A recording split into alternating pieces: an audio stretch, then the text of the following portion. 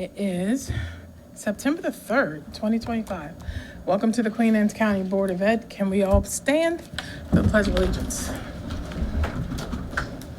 I pledge allegiance to the flag of the United States of America and to the republic for which it stands, one nation, under God, indivisible, with liberty and justice for all. Thank you. I make a motion to resume open session at 6 p.m. Second it. All in favor? Aye. Pursuant to the general provisions, Article 3-305 and 3-104, the Board of Education of Queen Anne's County met in a closed session to discuss the appointment, employment, assignment, promotion, discipline, demotion, compensation, removal, resignation, or performance evaluation of appointees, employees, or officials over whom this public body has jurisdiction, any other personnel matter that affects one or more specific individuals, to consult with counsel to obtain legal advice, to consult with staff, consultants, or other individuals about pending or potential litigation, to conduct collective bargaining, negotiations, or consider matters that relate to negotiations. At this time, we will look at the approval for minutes for the last few sessions. If there's no objection, I will read them all together and we can vote on them at one time.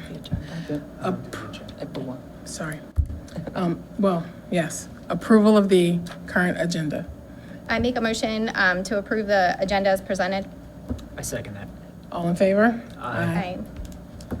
And then we will talk about the minutes. Looking for approval for minutes for the July 2nd open and closed sessions, the July 16th closed session, the August 6th open and closed sessions. I motion to approve the minutes for the July 2nd closed and open session, the July 16th closed and open session, August 6th closed and open session. I second that. All in favor? Aye. Dr. Kibler, you're up.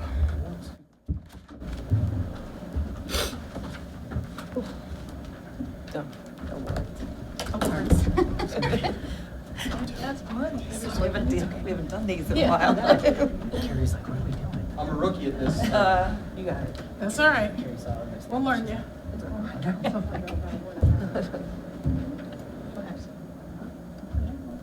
Test. Got a thumbs up. Okay. Good evening, everyone. So this is a fun part of the night where we do monthly awards. And so we'll run through these and excited to bring up first our Energizer Bunny Award and Mr. Chip Brittingham and Mr. Wayne Humphreys that sponsor this. This award is given to a staff member or volunteer who keeps on going. It is sponsored by Bayview Financial. And tonight, our Energizer Bunny Award winner is Mr. Mark Lewis, and he is nominated by Mrs. Becky Tubman and the Graysonville Elementary School leadership team. So if they all want to come up.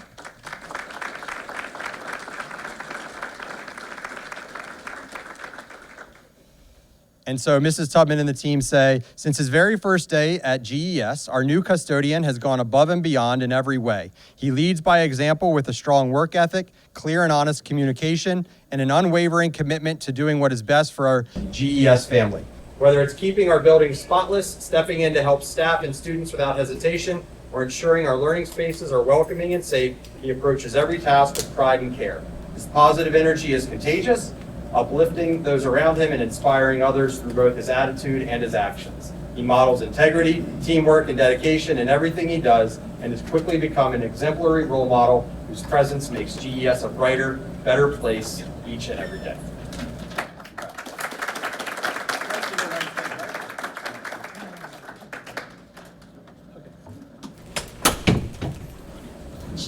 Want to stay here for a picture? Yep. Yeah.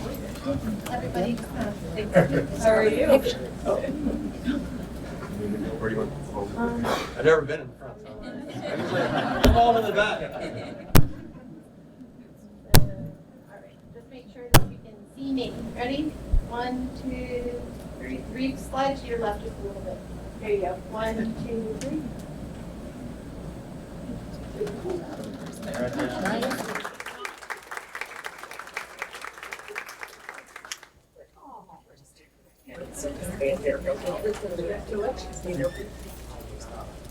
to meet you. Touch base. Okay.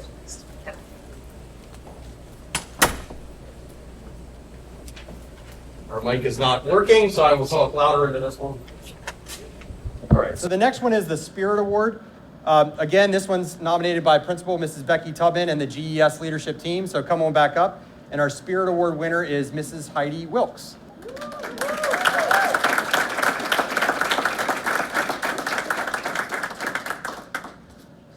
So the team had this to say: "We are proud to present the Spirit Award to our physical education teacher who truly embodies the spirit of going above and beyond for the students and staff of GES. Her creativity, dedication, and passion for health and wellness shine through in everything she does. She collaborated with the Kent Island High School art department lead teacher and students to bring our blacktop to life with painted games for recess, applied for and secured a grant to provide a free smoothie machine for our school." Yeah.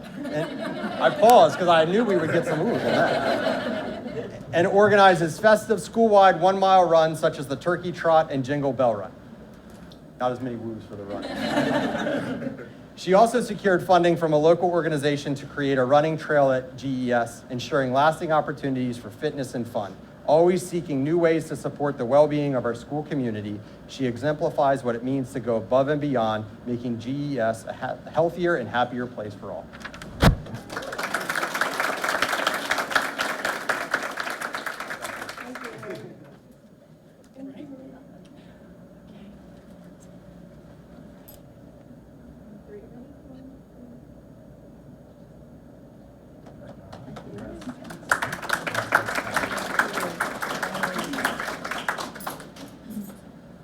And the next award is our Shining Star Award. The Shining Star Award is presented to an individual in our school system who shines.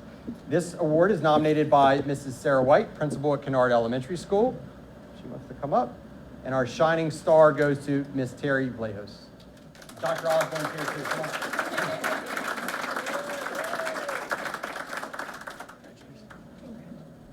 Mrs. White says, "This summer, Ms. Blahos went above and beyond to support Kennard in every way possible. At a moment's notice, she was ready to step in cheerfully answering phones, greeting visitors at the door, and lending a helping hand wherever it was needed. While others may have felt overwhelmed by the busy start of a new year, Ms. Terry handled it all with grace and positivity. She truly embodies what it means to be part of the Kennard family, and we are grateful for her shining example." I can speak to that too.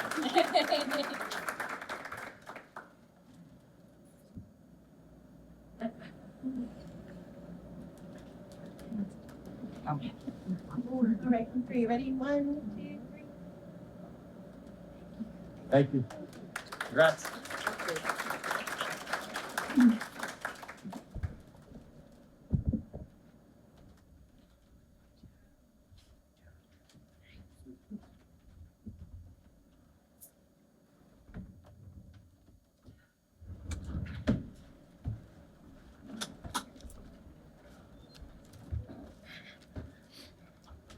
Next item on the agenda is board involvement. Who would like to start? I would. Well, I would like to welcome everybody back to a new school year, and I would like to say thank you. And this is our first evening for our 2 new board members from Kent Island and Queen Anne's. Welcome. Let's see. We had a new employee breakfast, new teacher breakfast. So welcome to all of our new teachers that have started in the county. Congratulations on joining Queen Anne's County Public Schools. I will say I was holding on for dear life the month of August. I know. I was like, these I kids know. need to go back to school. But I'm ready, I'm charged, I'm ready for September, and I'm gonna do some big things. But yes, I didn't really get a chance to do much of August, but I am excited to have everyone back in school so I can think clearly, and I'll be back at it. Well, welcome back. New school year. Welcome you two. Nice to meet you both today. Matt, you officially started your first day of school. So best of luck. Look forward to working with you. So that's what I have for this month. As Kendra said, August has been a blur. I'm up. We went to the Open Meetings Act training Oh, in yeah. August. I forgot about Yeah. So we did that with the county. Thanks for letting us know about that. And then we were part of the opening ceremonies at the county fair, which was very Yes, exciting and that was neat to be a exciting. part of. Was it pies? Guys? No, Wasn't one of you cakes. judging? Sorry. Cakes. Sorry. And they were really good, but I'm not eating cake again for a year. That's fair. That's fair. A lot of cakes. That's it. So welcome, Mr. Reef Adams and Mr. Thomas Mucher. Mucher. So normally you guys would do a brief of what's going on in the school. I don't know if you're prepared, but if you are, you can cycle back and forth who starts first and who goes second. Well, I'll just start today. Okay. So we have a couple back to school events. We have clubs and an activity fair, which will be held tomorrow to encourage students and involvement in the school. We also have a lot of upcoming athletics, such as JV football starts off tomorrow, which will be the official start of the fall season for our teams. And then we also have a varsity football game, which will be next Friday. Actually, no, it will be September 26th. Sorry. And that's a big one because that's the 2025 Ravens Rise High School Showdown series, which is the Ravens will have cheerleaders, players, their marching band, and all that stuff that will come down to the school and help support. At the high school? Yes, and then That would be fun. also there will be a 2,500 donation to support like athletics department from Duncan and also the Ravens team. And then upcoming like student events and activities is Friday, September 5th. School will be the school picture day, as well as September 8th, the fall play auditions will be that week. Friday, September 12th, recognition of our first responders during our first varsity football game. That's coming up. That's next week. And then, as well as that weekend, September 13th, we'll be hosting a marching band competition throughout the day. And then the last thing on the agenda is Wednesday, September 17th, college application night will be at the high school. And that's all for me. Thank you.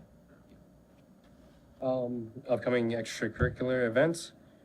Today was the first Best Buddies meeting, is year 2 of the Best Buddies Club.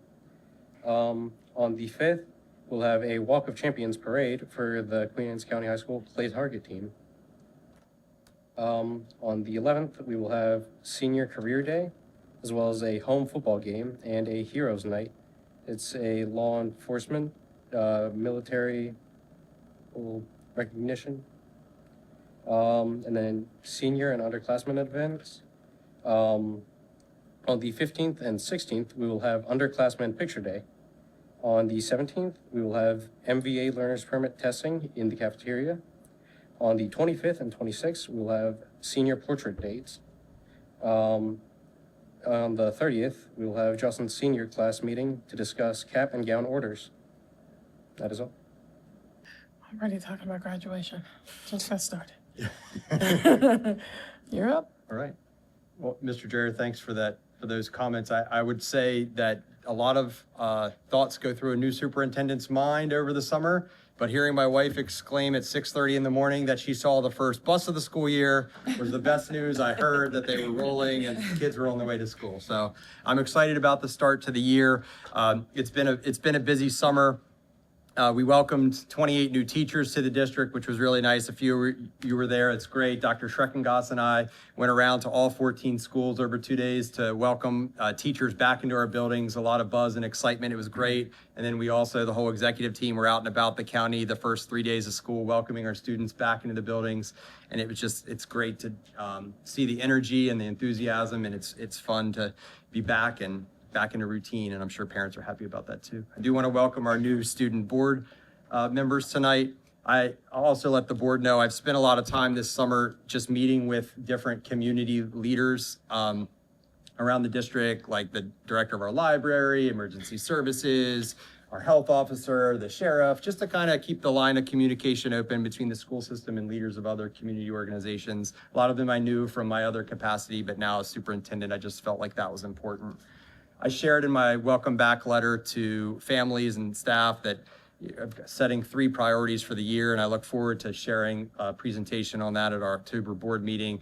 I didn't do it tonight just with the agenda that we already had set, but goals, priorities of student achievement, budget, and a new leadership academy that myself and the team will all be working on. So I look forward to making a little presentation on that in our October meeting, but then also following up and talking about those priorities throughout the year. Thank you. Ms. Eichler. Okay, citizen participation and public comment. We ask all speakers to keep in mind the following guidelines. Speakers should sign the roster, including their telephone number and address. Comments should be limited to 3 minutes in length. Comments longer than 3 minutes should be submitted in writing. Statements of the board should relate to the matter of general policy over which the board has authority. Comments about the actions or statements of individual staff members are not appropriate for public comments and should be referred to the superintendent of schools or board president. If you have specific questions, the board will make sure an appropriate staff member responds to your question. The board respects your desire and right to convey your message freely, but ask as a courtesy to this board and our citizens to show respect for all. And first up, we have Amanda D'Onofrio.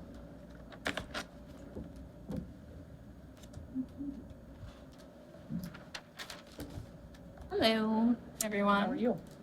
Good. How are you? Good to see you all. To see some new faces for superintendent and assistant superintendent that I'm familiar with speaking to. I really enjoyed my time on the CAC last year, and a lot of what Dr. Schreckengrass brought to the table there, and I look forward to continuing that this year. My concerns for this school year kind of are similar to last school year, with the primary concern being staffing for our schools, especially at the elementary school level. As I've mentioned before, for children who struggle with reading, it is imperative that we get them as fully supported and up to date in their educational needs by the 3rd grade, because after that point, it becomes statistically harder to do so, and rates of dropout and other future issues reading are met there. Currently, we have our reading tests that you put out for 3rd through 12th grade, which I do not feel adequately assess students' needs the way that they could be assessed if we had people in those buildings. As it stands right now, CES has no tutors, and they did when my daughter first started. And to the best of my knowledge, they have one person helping support all 1st grade students and one person helping support all 2nd grade students as an additional guide to the teachers that they have in their classrooms. And it's simply not enough to meet the need in the community. And if we cannot get them caught up at that level, then we're going to continue to struggle to bring up test scores, which they'll meet later in life. We need to support them from those early ages. My daughter's now in Kennard, and I believe they have one tutor there. So again, staffing, not just for the support, but also for the teachers, where we're looking to have still 25, 26, 27, 28 students in a class. If those students are in classes that have a lot of children that need the extra attention for reading and math, as my daughter does, that makes the problem exponentially harder to meet. And I do not want to lower my standards for the quality of public education I expect my children to get in this county. So I am looking very much to the future, to seeing what we can do to meet those needs and to get more people in here supporting the teachers and supporting the students. Because currently, it's great that we're making strides, but it isn't enough to meet the needs of the students and the teachers. I also see later on in the agenda, we're discussing the charter school. As a parent, I'm always interested to see what other options there are to meet the needs of my children, and I would like to hear more about that. Right now, I have my kids who struggled with reading, and there was really nothing going on during the summer to help support those kids so they could stay at least on par with where they were before the end of last school year, before sending them back with, a big gap of time where they don't get very much instruction. They're working with their parents who aren't educated in how to help them advance in these. And 2 years in a row, we didn't have that for my kid. Yeah. Thank you. Okay, next we have Lorna Leone.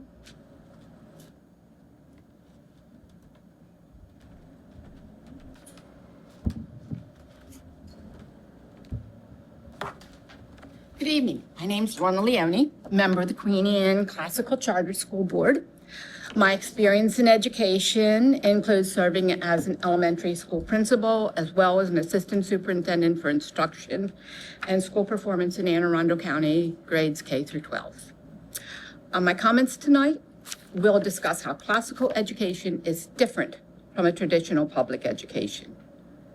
Classical education emphasizes formal grammar and logical training within the trivium, Socratic discussions, and debates to develop critical thinking, analysis, and persuasive communication. Even though Queen Anne's County Public School uses some of these educational practices and philosophies, our charter places a constant emphasis on these skills. As an example, the word memorization, it's become a bad word in current mathematical academic practices and approaches. In our instructional system, we emphasize rote memorization of basic math facts as a foundation for developing calculation skills. The classical model embodies the belief that if those math facts are ingrained at an early point, then improved mathematical fluency leads to stronger work, number sense, which in turn leads to higher level analysis and more advanced math. The current model in Queen Anne County and many other districts around the state is reversed, placing an emphasis on number sense ahead of fluency in mathematics. The charter school believes that our approach is better aligned to known strategies of cognitive development, and we think many families agree and are looking for that choice. Aligned to the cognitive development of students in the early stages of learning, as well as for some struggling learners, the classical model places an almost exclusive focus on phonetic mastery. This removes many of the shortcuts on the whole language approach, and like math, it focuses on the basics first. Tangent to the alignment with known cognitive development, the charter school will instruct with a dual language approach. As all research tells us, students in the early grades are cognitively primed to absorb multiple languages. Not only does this serve them in interactions with others, research suggests that it equally increases their critical analysis in many areas. Our charter school would teach Spanish in the early grades and then shift to Latin in 3rd and 4th grade. That would be aligned to literature studies as well as used in science and math. In the later grades, students would have the choice to pursue more in-depth in any of those languages. I would urge you to approve our application in whole. Thank you. Thank you. Next, we have Ashley McCleary.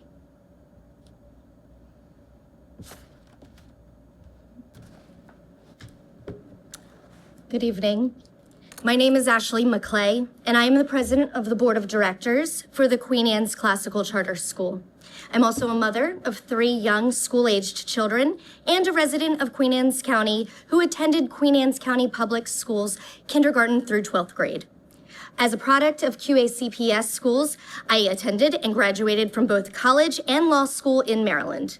I also formerly served on the DC State Board of Education, where I worked with the DC Charter School Board, notably one of the strictest charter school authorizers in the country. I currently work in education policy and serve on several nonprofit boards. I stand before you today to urge you to bypass the recommendation of the committee and the Charter Application Review Committee and make the decision supported by Maryland law and charter school precedents in our state. Making such a decision, independent of the committee's flawed recommendation, is your statutory right. The committee's recommendation is only one part of the greater package of materials surrounding this school's, and the entire package, taken as a whole, clearly supports approval of Queen Anne's Classical Charter School. Our package not only outlines why we have met that legal threshold for approval, but you have also received letters of support from a wide array of our county's policymakers, including but not limited to every single one of our county council or county commissioners, state delegates, business owners, and many others, state senators as well. It is clear that officials answerable to our county's citizens through the democratic process support our efforts, as does the law, while only unelected bureaucrats using arbitrary standards oppose it. The question presented today is, does our application show you that we have the capacity to open a charter school? It does. This is the first time that I have been afforded the chance to speak to you or for the public to hear about this school. And it's during public comment where I have 3 minutes. All you have seen is our application and the report from the Charter Application Review Committee, which respectfully we disagree with in multiple places. I am not sure that you, the Board of Education members, have even been made aware that the Maryland State Department of Education guidance allows for you to hold a public meeting ahead of the meeting in which the final vote is scheduled, where we may provide a short presentation, providing the public with an opportunity to learn about the proposals and an opportunity for questions from you. The Maryland Alliance for Public Charter Schools states in its authorization information that doing this is the only transparent and public opportunity to hear about the proposed school. And the Da Vinci case, which is cited multiple times in the superintendent's denial report, is not actually truly embraced. The case states that the applicant should be able to address the board and address the denial points and not just in public comment. Thank you. I'm sorry, your time is up. I urge you to approve this application, and I would like to thank you. I appreciate it. Thank you. We have Audrey Scott.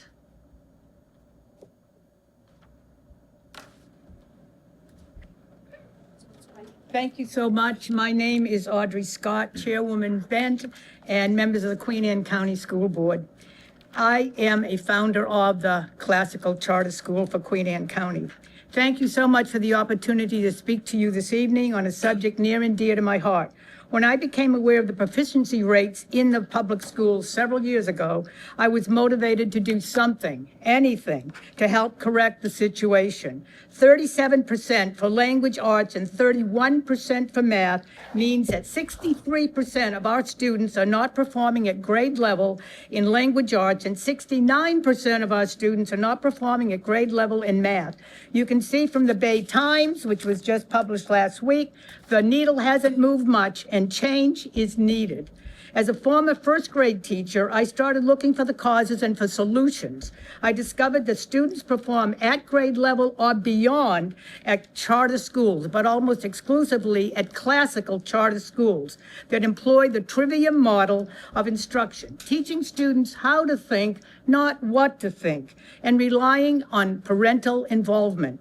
We have visited charter schools throughout the state and have been firsthand an environment that focuses on the 7 virtues of constancy, courage, diligence, humility, love, temperance, and patience. It seemed the most logical approach would be to establish a classical charter school here in Queen Anne County that would add an enhancement to the present system and help improve our proficiency rates and provide parents an alternative choice for their children. This is an innovative model that is distinct from our current public school system. For the past 2 years, I, along with my colleagues, have dedicated ourselves to establishing an exemplary classical charter school that meets all state requirements and would position Queen Anne County as a leader in education and provide a model for the Eastern Shore, those counties that also wish to enhance their school systems.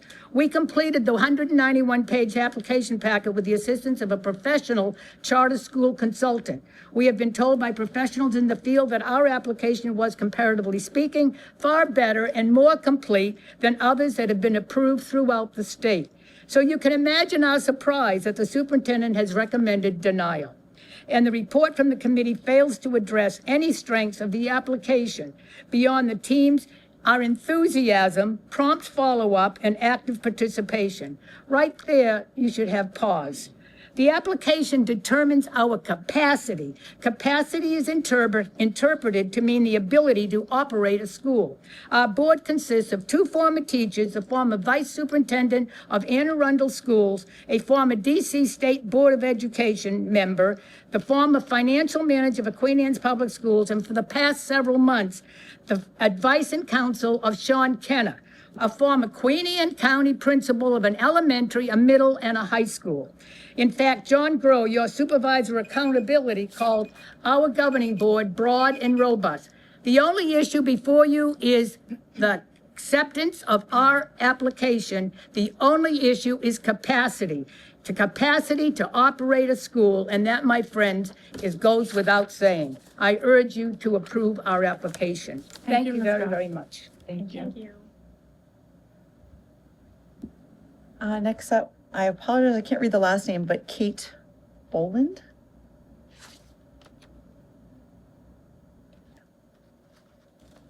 Apologies. No worries. Pretty awful. Good evening. Thank you for the opportunity to speak to you tonight. I'm Kate Boland. I'm also a co-founder and a member of the board of directors of Queen Anne's Classical Charter School. My comments tonight are, in my opinion, an unfortunate result of the lack of understanding by the QACPS Review Committee of the charter school application and related documentation submitted by us, QACCS. Having said that, we don't want to in any way denigrate the work that all of the members of that review committee do every day in their jobs. This is not a criticism in that respect. Lacking an opportunity for collaborative discussion, we have submitted extensive written comments on the deficiencies that we found in the report. First, the report suggests that the model lacks integration with 21st century instructional strategies, such as communication and critical thinking. But throughout our application, we outline and define the methods by which we will be instructing in a program that not only hits these elements, but embodies them. The report cites plans for ELL students, students with disabilities, economically disadvantaged students lack specificity. The critique indicates a view that we should be ready today for any and all potential special needs that should come through the door. Our current plan allows for a 6-month period from lottery enrollment to the first day of school, which would be sufficient time to prepare for the needs, including staffing outlined in any IEP and ML. We have the knowledge of what needs to be done here, and we stand ready to activate that knowledge when we have an enrollment.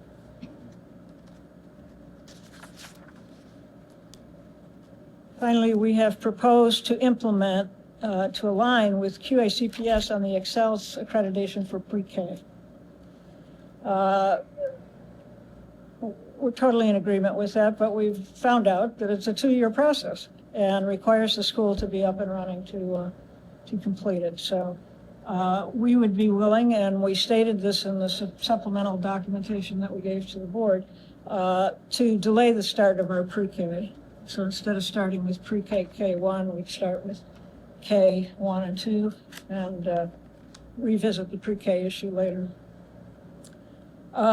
The report then goes into a lack of governance and leadership experience, and Audrey has commented on some of that. I don't know if I need to do it. It was kind of surprising because it was so obviously mistaken.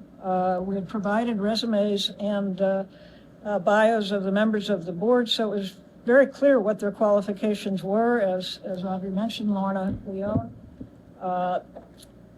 Aaron Coyne, who's a 16-year secretary at the school, Whitney Gast is the CFO, and board president Ashley McClay. Audrey herself is a former teacher, and that experience is a driving factor in her commitment to creating an alternative educational option for parents and children in Queen Anne's County. Thank you. Did I expire already? Yes, you did. Okay, well. Ms. Eichler, before you move on, I would like to say one thing. It seems to be very clear from the last 3 speakers. There's a miscommunication or a disconnect. This board was not prepared to vote tonight because we wanted to ask questions. So after Dr. Kibler and his team present their presentation, we were expecting that the charter school would come up and answer questions, because the board has its own questions that we would like to ask. And so after we've had those questions asked, give us a week, because we've had less time to see the back and forth and then be able to make a decision. Chairwoman Ben, that was not relayed to us by the charter liaison, and I have outlined in my written comments the multiple lack of technical assistance and instruction throughout this process. He said, we have public comment and you might bring us up to ask a couple questions. We were not prepared to present, and we were told that September 10th might happen. We don't know. That if that happens, we don't know at the time, 4, 5, or 6 o'clock. I can read the emails from our liaison. That's not necessary.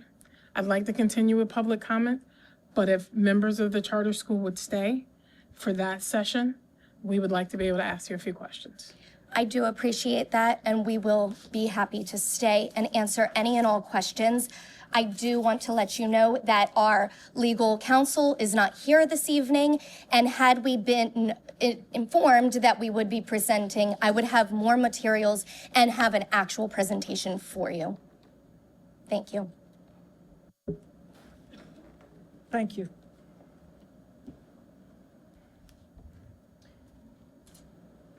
Miss Whitney Gast?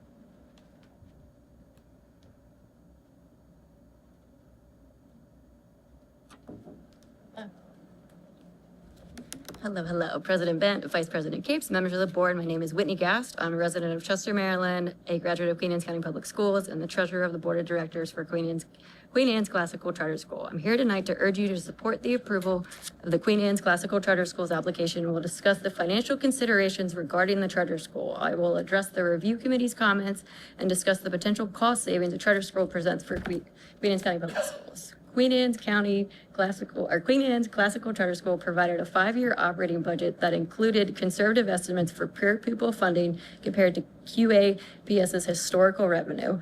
It also included required contributions to a contingency fund, and it carried a positive fund balance over the course of 5 years.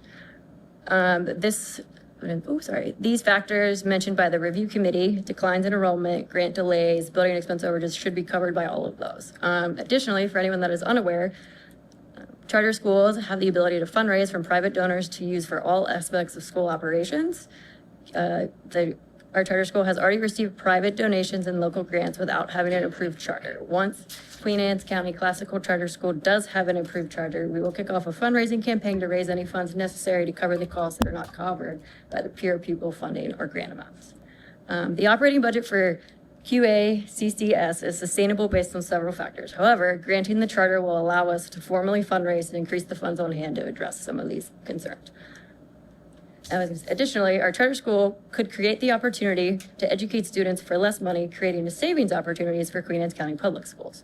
Pure pupil funding is intended to follow each student. However, charter schools are only given a portion of that funding. For example, charter schools only receive between 75% and 98% of the pure pupil funding. The portion not given in the charter would stay with the public school district. That is a savings for QAPS because the district would be receiving funds for students that are not in their buildings. And say a couple of other cost-saving factors. Transportation expenses. Transportation is a funding category that is historically underfunded by the blueprint allocations across the state. Much of the unassigned above MOE funds that the county might provide to cover much of the funds, the unassigned above MOE funds that the county provides covers many of these transportation expenses. If Queen Anne's County Public Schools were not required to provide transportation for approximately 100 students, which charter school enrollment is expected to grow each year, that would allow more unassigned above MOE funds to be used for other vital expenses within Queen Anne's County Public Schools.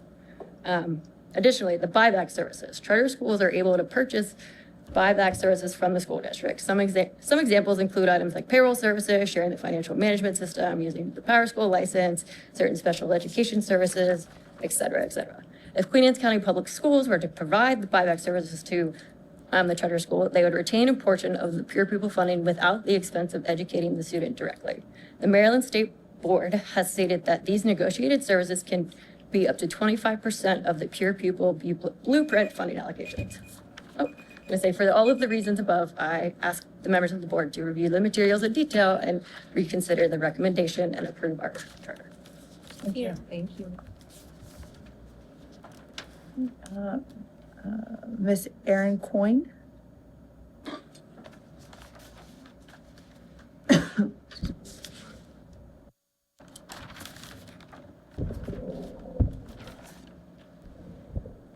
Evening. My name is Erin Coyne, and I'm a longtime teacher, including many years right here in Queen Anne's County. I am also the secretary of Queen Anne's Classical Charter School Board. In my years with QACPS, there has always been a deliberate, consistent focus on UDL, Universal Design for Learning. I believe that emphasis on UDL continues today. As I am sure you are aware, among the core tenets of UDL is the idea that not all learners approach education in the same manner. QACPS has been a leader in pushing for the differentiated opportunities in the classroom aligned with this philosophy. The aim is to produce instruction in a variety of manners so that it may reach the greatest number of students in the most efficient way. All of this in the name of reaching a wider group of students in areas of their strengths and different learning styles. I believe we are looking at a scaled-up version of that philosophy here tonight. The proposal that you will consider later in the evening for the Queen Anne's Classical Charter School offers another choice for our families and students, a different approach to teaching, learning, and demonstrating mastery.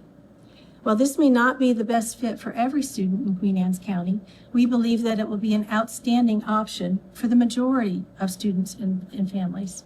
Our application clearly outlines an approach that is different from the traditional method or model, a proven approach that in other districts where this has been approved for families.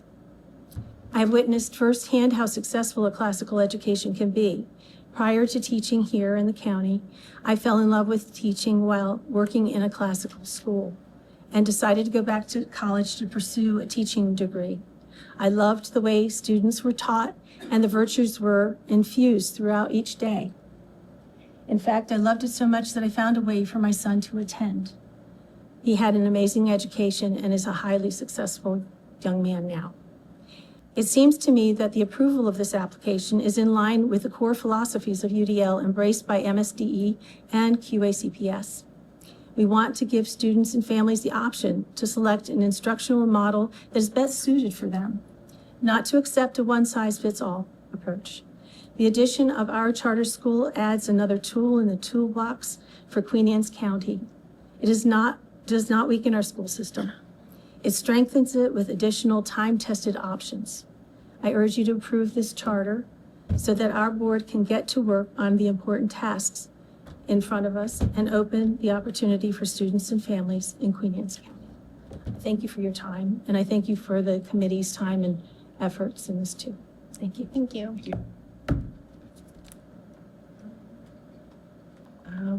Miss Marcy Mamas? Sorry.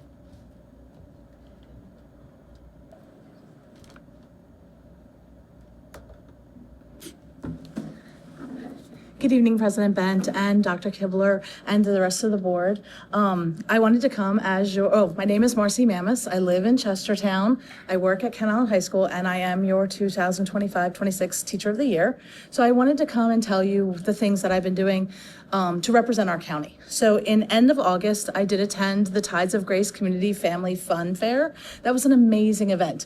I did not get in the dunk tank as I told you I would. My 15-year-old son did.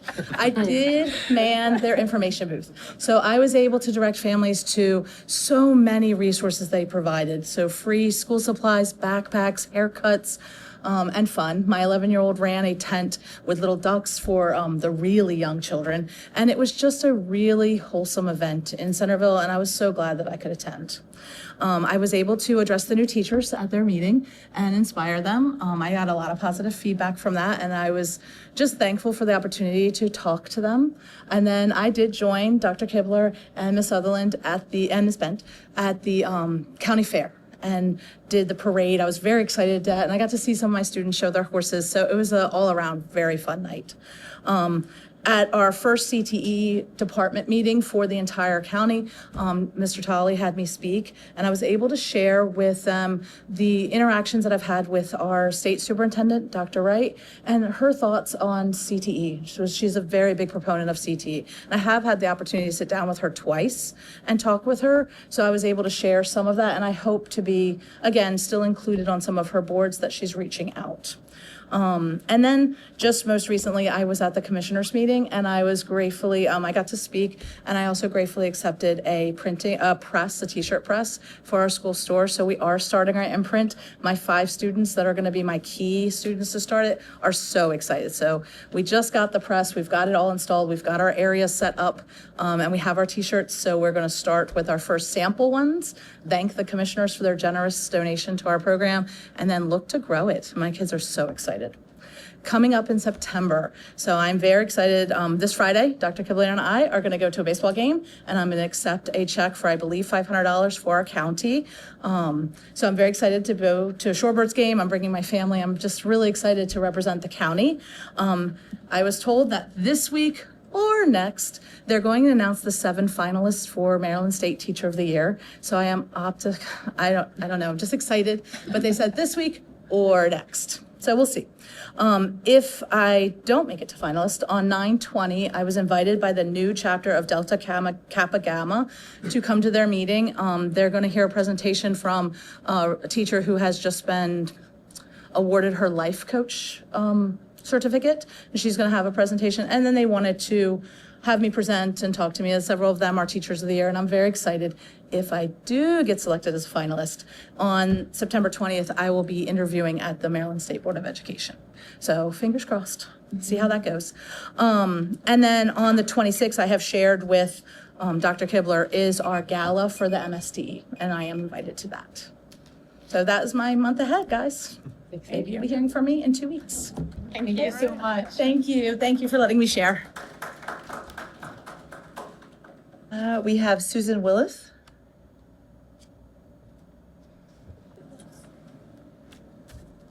Good evening. Susan Willis. I live in Chestertown, Maryland. I'm just here to introduce myself as the new appointed president of the Queen Anne's County Education Association. I wanted to come out tonight to just introduce myself and say hello. And I wanted to start the year off on a positive note. So we have a reason to celebrate. And as you all know, last year we all took a hit. Every Queen Anne's County Public School employee from superintendent down had a pay cut, we had some furloughs, and we are delighted to share that we are no longer faced with the furlough deductions in our paychecks. We love to wear red to show our solidarity, and we would like and love the board to join us this Friday when we get our first paycheck, to join us wearing red just to celebrate our first furlough-free paycheck. Thank you. Thank you. Congratulations. Next up is Miss Kowalsh. Is Kowalski? Kowalski. There's no first name. It just says Kathleen Kowalski. Still here or should I? Well, you always ask if anybody else at the end, so maybe move. Okay. Is there anyone else? Is that the last one? Yes, that is the last one. Somebody raising. Sure. Yes. Good evening. Can you clearly state your name? Yes, and no problem at all. My name is so that Mike. she can write it on the list. Yeah, my name is Michael Gensler. I'm from Annapolis, Maryland, but my son attends Centerville Elementary School right over here and right across the street here. My girlfriend still lives here, so that's why he attends school here. I'm coming here today mainly because of the mold issues that have been at Centerville Elementary and how they've been brought up and the ideas of remedying them. A couple years ago, I was a home improvement contractor. I gave up that contract mainly because my son got an autism diagnosis, and I did not know what the future held. seeing some of the remedies and some of the explanations coming from my background in mold and flood remediation, which was what my business really specialized in, they're not satisfactory to me. I don't know if you're able to pull the cloak over some other people's eyes because of their lack of knowledge, but I can tell you right now, what you're doing right now is putting lipstick on a pig. The air purifiers, the removing certain tiles, and the explanation of one of the systems creating a recent problem, but the problem is you have employees that go back years and years and years and say this has been an ongoing problem. Not just this year, but maybe 5, 10, 15 years back. I would love to help you guys in remedying this. First thing I'd like to say, this board, this community, utmost respect for, because I grew up in Anne Arundel County. I know how the schools are over there, the schools over here, the teachers over here, the board over here. You guys care. You guys really, really, it really means the difference that my son goes to school here versus Anne Arundel County. He's gonna get the help he needs here having autism to move forward. And I don't want to accuse anybody of anything, but I think the way you guys are trying to remedy the issue is only putting it at bay. It's only gonna say, hey, this is gonna be a reoccurring issue down the road. So I'm not here to accuse anybody of anything. I'm just saying what I see as someone who was in the profession that worked on these kind of jobs.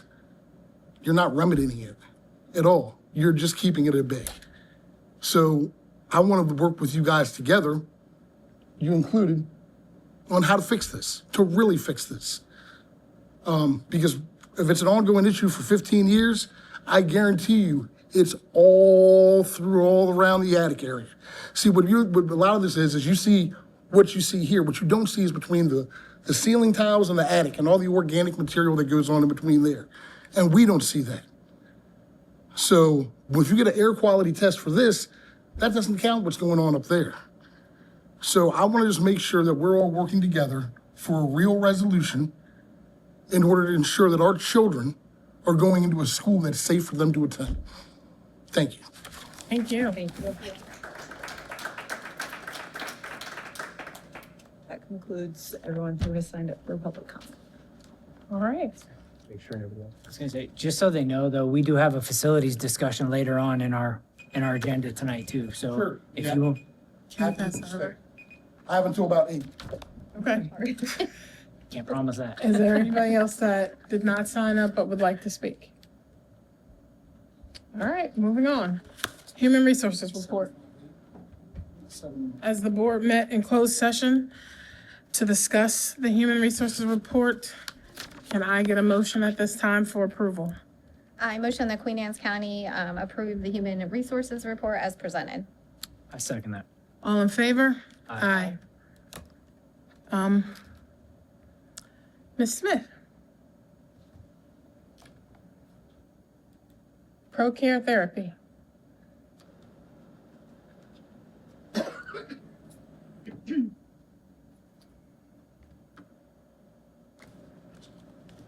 Good evening, President Bent, Dr. Kibler, board members, members of the executive team. For the record, my name is Jolene Smith. I'm the supervisor of special education.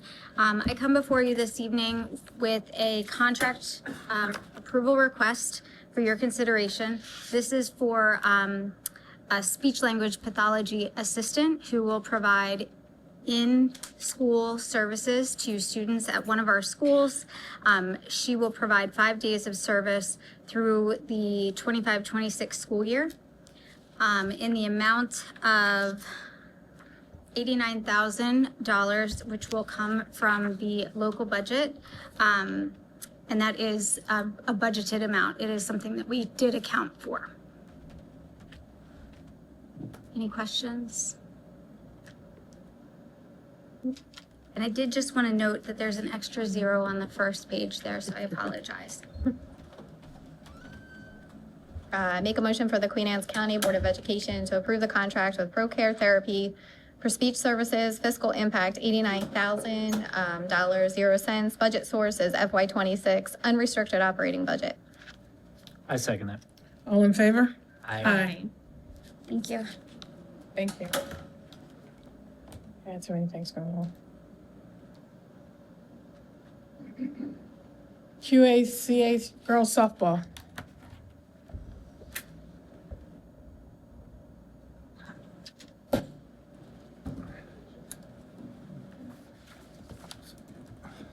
Good evening, President Bent, Dr. Kibler, board members, executive team. For the record, my name is Sid Pender.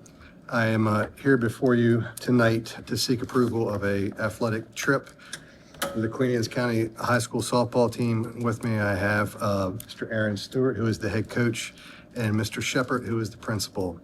The approval for the overnight trip for the Queen Anne's County High School varsity softball team to travel to Jacksonville, Florida, to participate in the spring games. The Queen Anne's County High School varsity softball team would like I said, to travel to the spring games on March 10th, 2026 through March 15th, 2026. It will be approximately 11 students, along with the head coach, assistant coaches would also attend a trip. If approved, Queen Anne's County High School softball team will conduct various fundraisers to cover all costs. Within the yellow sheet you received, also the agenda and the application, along with other information. The physical impact would be $8,250, and the budget source is through fundraising. Does anybody have any questions for Coach or for Mr. Shepard?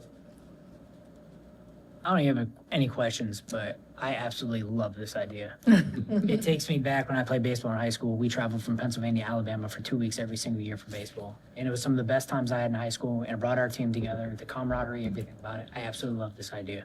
So thank you.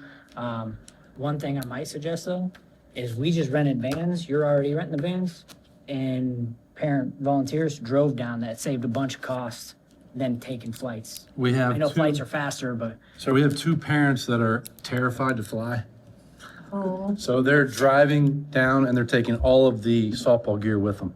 So we're saving a lot of money with that. Right. Yeah, not have to ship If approved, of course. We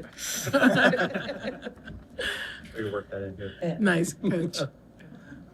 Make a motion that the Queen Anne's County Board of Education approve the overnight trip for the Queen Anne's County High School varsity softball team to travel to Jacksonville, Florida to participate on the spring games, no fiscal impact. I second that. All in favor? Aye.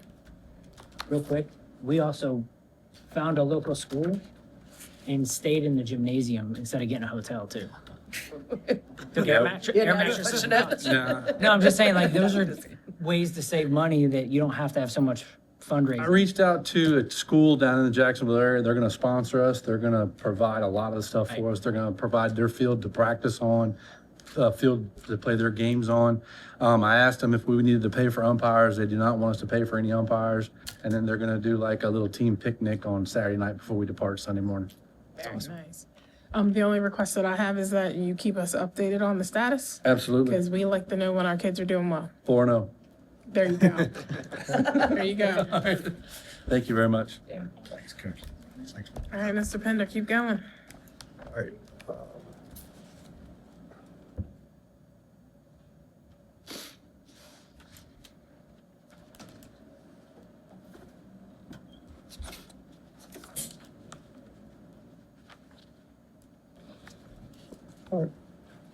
Thanks.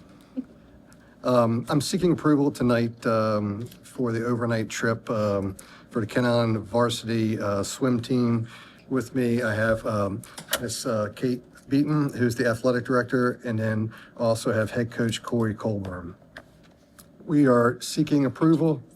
I'm sorry. And Jen Parks. Jen Parks, sorry, assistant coach.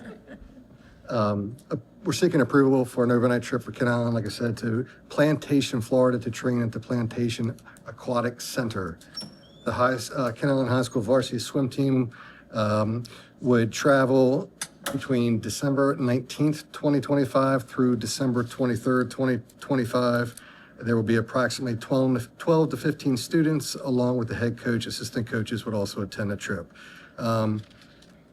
If 12 to 15 boys and 12 to 15 girls. Thank you. Sorry. No, that's all right. If approved, the Ken Island High School varsity team will conduct various fundraisers to cover all costs. Within that, you see the attached application, along with the agenda. The physical impact is $27,660, and that will be done through fundraising. Any questions for the athletic director or the coaches? The only question I had, I'm all for it. Can you elaborate what makes the plantation facility so special and why you guys are going down? So historically, with swimming being a winter sport, it's kind of tradition for a lot of collegiate teams and club teams to take a winter training trip to a warmer climate. Our team recently has been excelling. We have a ton of athletes who are thinking about swimming in college. Here on the Eastern Shore, we don't have a high class aquatics facility. So, you know, when we go to regionals and states, that's really the only time they get to experience that multi-pool, long course potential. And we don't even swim long course. That's a 50-meter pool like you see at the Olympics versus the 25-yard pool that we compete in. So this trip is just a fantastic opportunity for them to explore that, you know, upper level training. We have, what else do I say?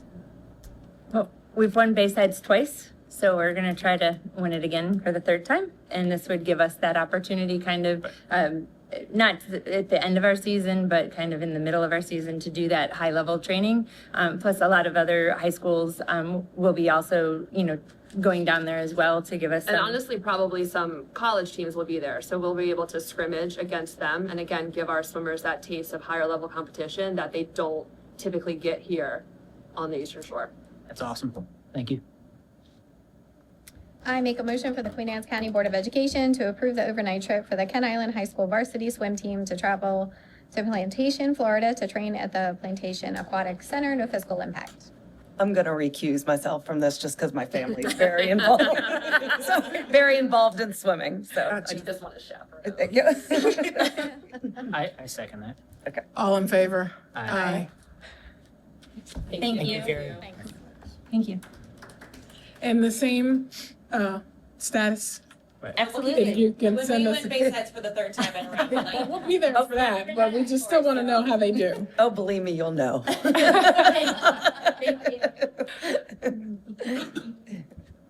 All righty. Refuse and recycling.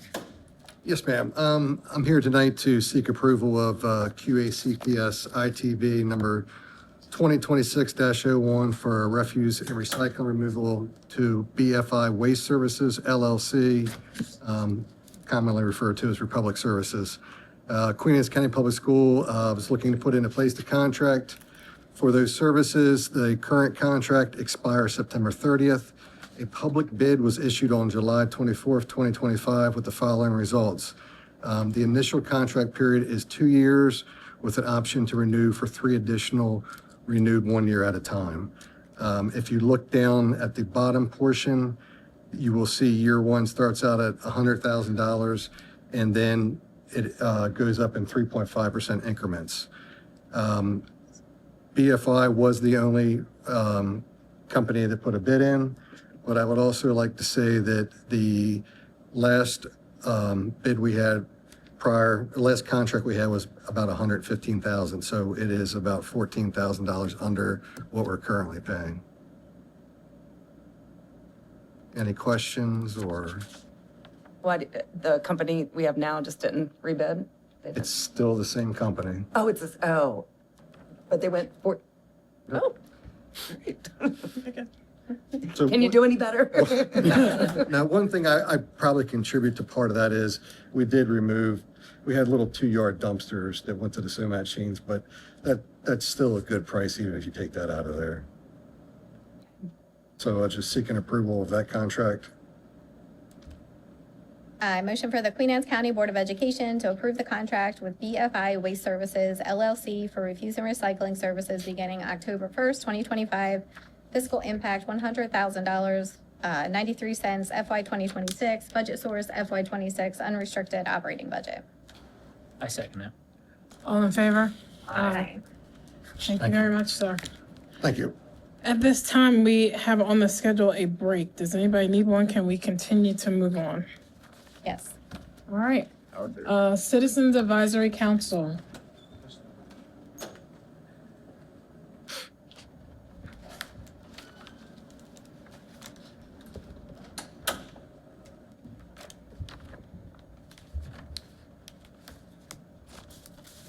We'll go without the props. Good evening, everyone. President Bent, Dr. Kibler, members of the board and executive team. For the record, I'm Jennifer Schreckengost, and I just want to discuss with you briefly the plans for Citizens Advisory Council for the 25-26 school year. So as you all know, this is, thank you, a requirement in COMAR regulations. And it's an opportunity to involve parents and community members in decisions that we make here, including policy, calendar, budget, data, etc. So we took the advice of our members and wanted to publicize this a little bit more this year, with not only those topics being things that we discuss, but also spending some time at each meeting focusing on the goals of our strategic plan. So you'll see here, and this will be on our website tomorrow, what will happen at each of the meetings, our special guests that will attend, the topics of discussion.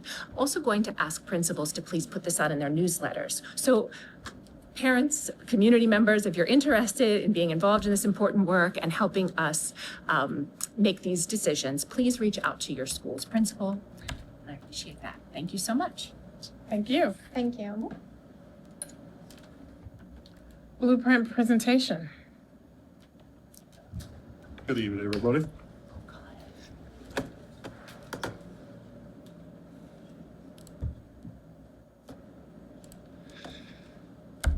President Bent, Vice President QACPS, board members, executive team, my name is Rob Watkins, Supervisor of Finance, and I'm here today to present to you some information about blueprint allocations.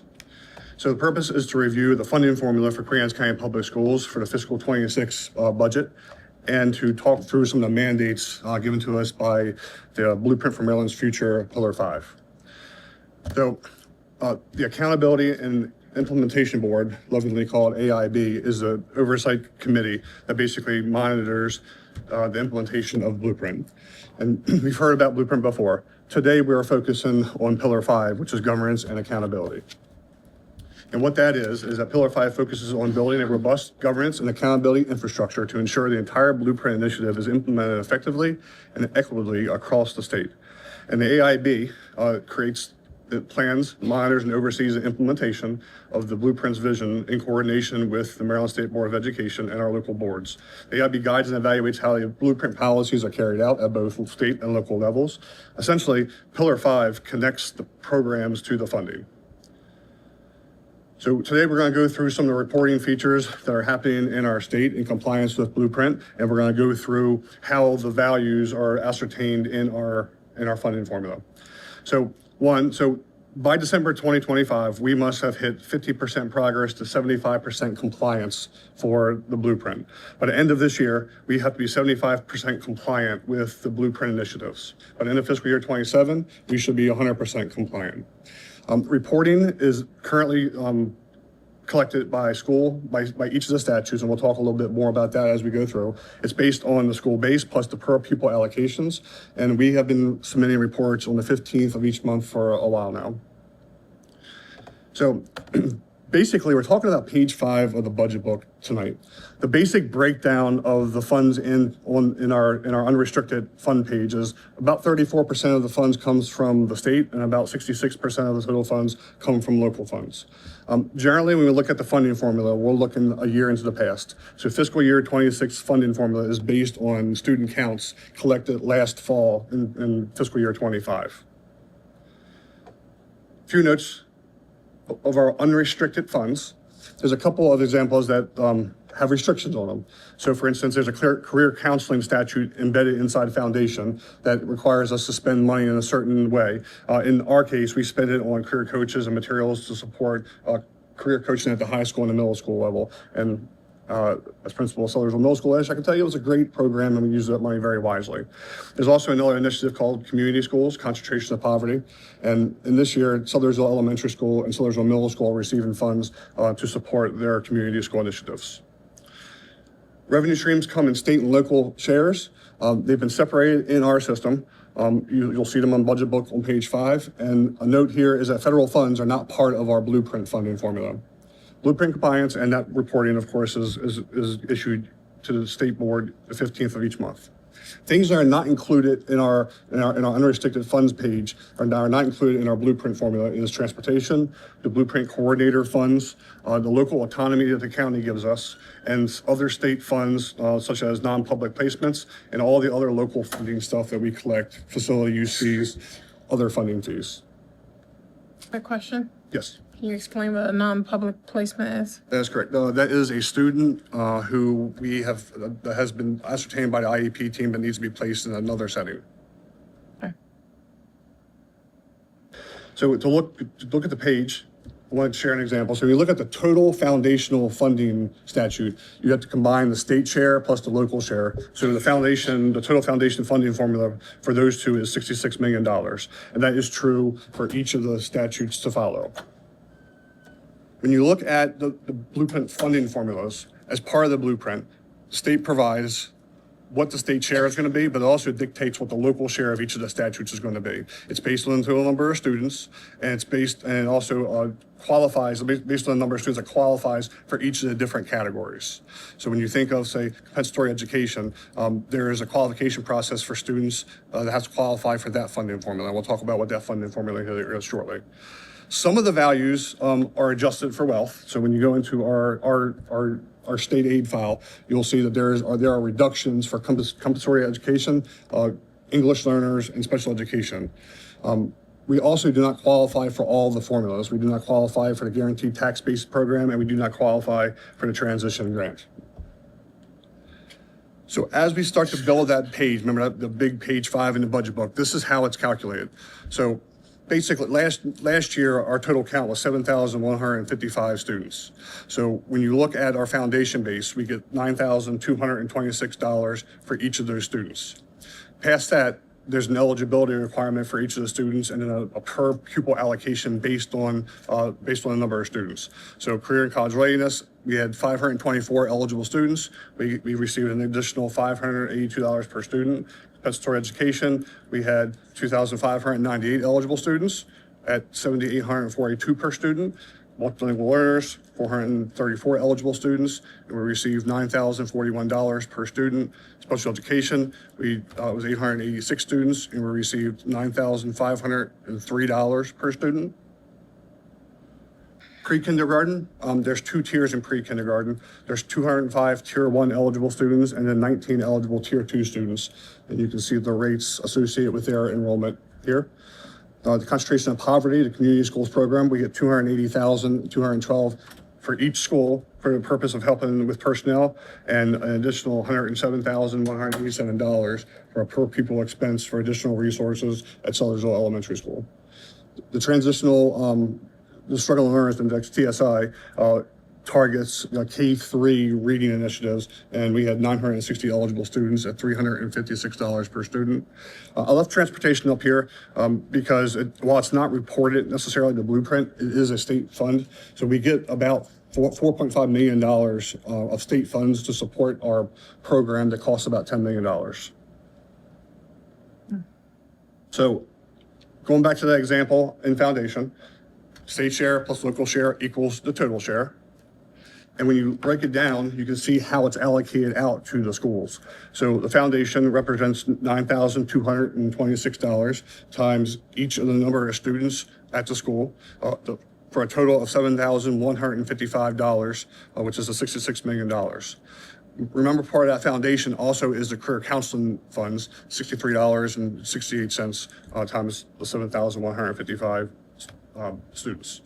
So this is basically a piece of how the funding formula comes together to show how we are making, really what we are intending to spend at each of the school levels.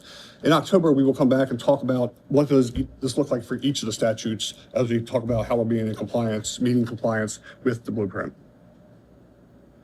So back to the alignment of the pillars. This is how AIB sees accountability and the alignment with the pillars. So really, it's a graphic, but as you go to pillar 5, foundation, the blueprint, transition grants, comparative wage, and guaranteed tax base is what part of that particular pillar. But you see foundation supports college and career readiness. You see that pre-kindergarten is part of the early childhood education. This is kind of how it breaks it down, and it's not all inclusive. back to the blueprint reporting. So after you kind of hear about that, this is the targets we are attempting to hit. So by December, we will present to them a report, a expenditure report that shows we made 50% progress towards that 75% compliance. And we're continuing to work every single day to get us there. One of the ways we're doing that is by looking at our budget codes, boring accounting stuff here, but a quick look into our world. So 15 budget codes, four-digit account codes, and this is kind of how they're set up. And one of the ways we're looking to help us identify the expenditures more clearly is to create a structure that embeds the blueprint directly into the budget codes. So we've taken that accountability part of the budget code and we've set aside specific codes to help us find and track the expenditures. And it's been very successful. We should add with that too, Mr. Watkins. Sure. This is happening for every expenditure, every line we have. And while we're zeroing in here on the accountability line, not only are we doing that, if we say for a middle school English textbook, but we also have to work on the code for those textbooks to the individual schools as well. So it's not just this one 3-digit piece. It is true. It's breaking down every school expenditure as well. And that's just trying to show the scope of the work. Absolutely. So in the responsibility, 15 happens to be Sudlersville Middle School. So there's a school code and responsibility for every single school. And then we just went from all the school codes to adding 8 different accountability measures for each of the buildings to kind of point the costs to the buildings. So the difference is school systems in the past have been able to do all of this in the aggregate. You get the giant pot of money, you divide it up as you see fit. Now we have to follow and attribute it to the student at the school level by the statute. So true. So true. So when we come back in October, we will talk about the allocations by school and talk about the per pupil allocations and talk about how we're Blueprint is helping us meet the needs of our students. Do you guys have any questions about the Blueprint funding? No, thank Awesome. you. I have the next 2 items too. Can I Sure. say one more thing? Yeah, though, please. Before you move this? So part of the reason that I asked Mr. Watkins to do this presentation tonight, he's doing it in October. We have 2 more finance updates for you tonight. It's one of my priorities is budget. I said that in my opening comments and I'll have a presentation about that. This is going to be standing item every month. We've been accused of the not being transparent. I'm sure people will still say that about us, but I'm going to do my part so that we can go to bed at night thinking that we are trying to share this information with the community so you know what we're working on. What we're working with. And what we're working with. That's a good way to say it. So that's why we're here tonight. So when I said budget as a priority, one is the presentation that Mr. Watkins just did on the blueprint thing, which is an enormous task for Mr. Watkins' team, Dr. Schreckengast and myself as well, trying to look at the expenditures and what statute they go to. But it's the next 2 pieces as well, showing you that every dollar that we receive, where we're sending it, how it's being spent, and how the budget's progressing throughout the course of the year. So it's kind of those 2 pieces when I talk about budget as a priority and that some level of transparency that I hope that we're moving in the right direction. We're not going to fix every issue we had overnight, but this is the first step in the right direction. I feel like I can speak for all the board members that we appreciate you putting this together. 100%. And thank you. It's our pleasure. So the next 2 items are a fiscal year 25 kind of closeout as we're working towards the closeout and a fiscal year 26 update. So in the agendas, we've linked the summarized and the detailed expenditure reports for both fiscal year 25 and 26. I'll start with the fiscal year 25 update. The finance sheets were shared. The year-end financial statement audit is ongoing. We expect it to be completed by, if not before, September 30th as required by law. There's been one final minor transfer that we had to make inside of category 5 in contracted services. So we moved $3,000 from 5831 to account 8002. So just one small adjustment. The auditors could have us make some adjustments as well as needed kind of going forward, but for the most part, it looks good and everything's coming together. 3 of the 4 funds are almost done. The big fund has been worked on all week, so I'm expecting to hear some feedback here very soon. From the fiscal year 26 standing, again, the financial sheets are updated. As you heard from Ms. Willis, we finished our summer pays, and with that went all the furlough deductions, which is excellent. So this paycheck that is given out this Friday is the first official paycheck for the fiscal year 26 for our 10-month employees. You can expect, as we're doing the work to kind of keep us blueprint compliant, you can expect us to be coming with some budget adjustments next month. There's several on the docket. Nothing that's going to change any of the values inside at the bottom line. They're just going to move money around to make sure that we're in compliance with the budget. It's good budget monitoring practice.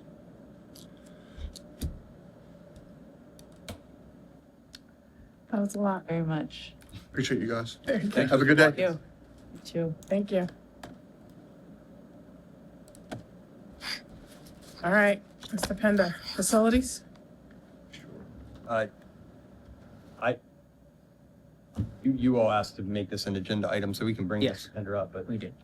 Okay. Yeah, he can come, yeah, absolutely. You did? we did not have Oh, something. okay. Because it was No, not our. it was a last, sort of last minute thing.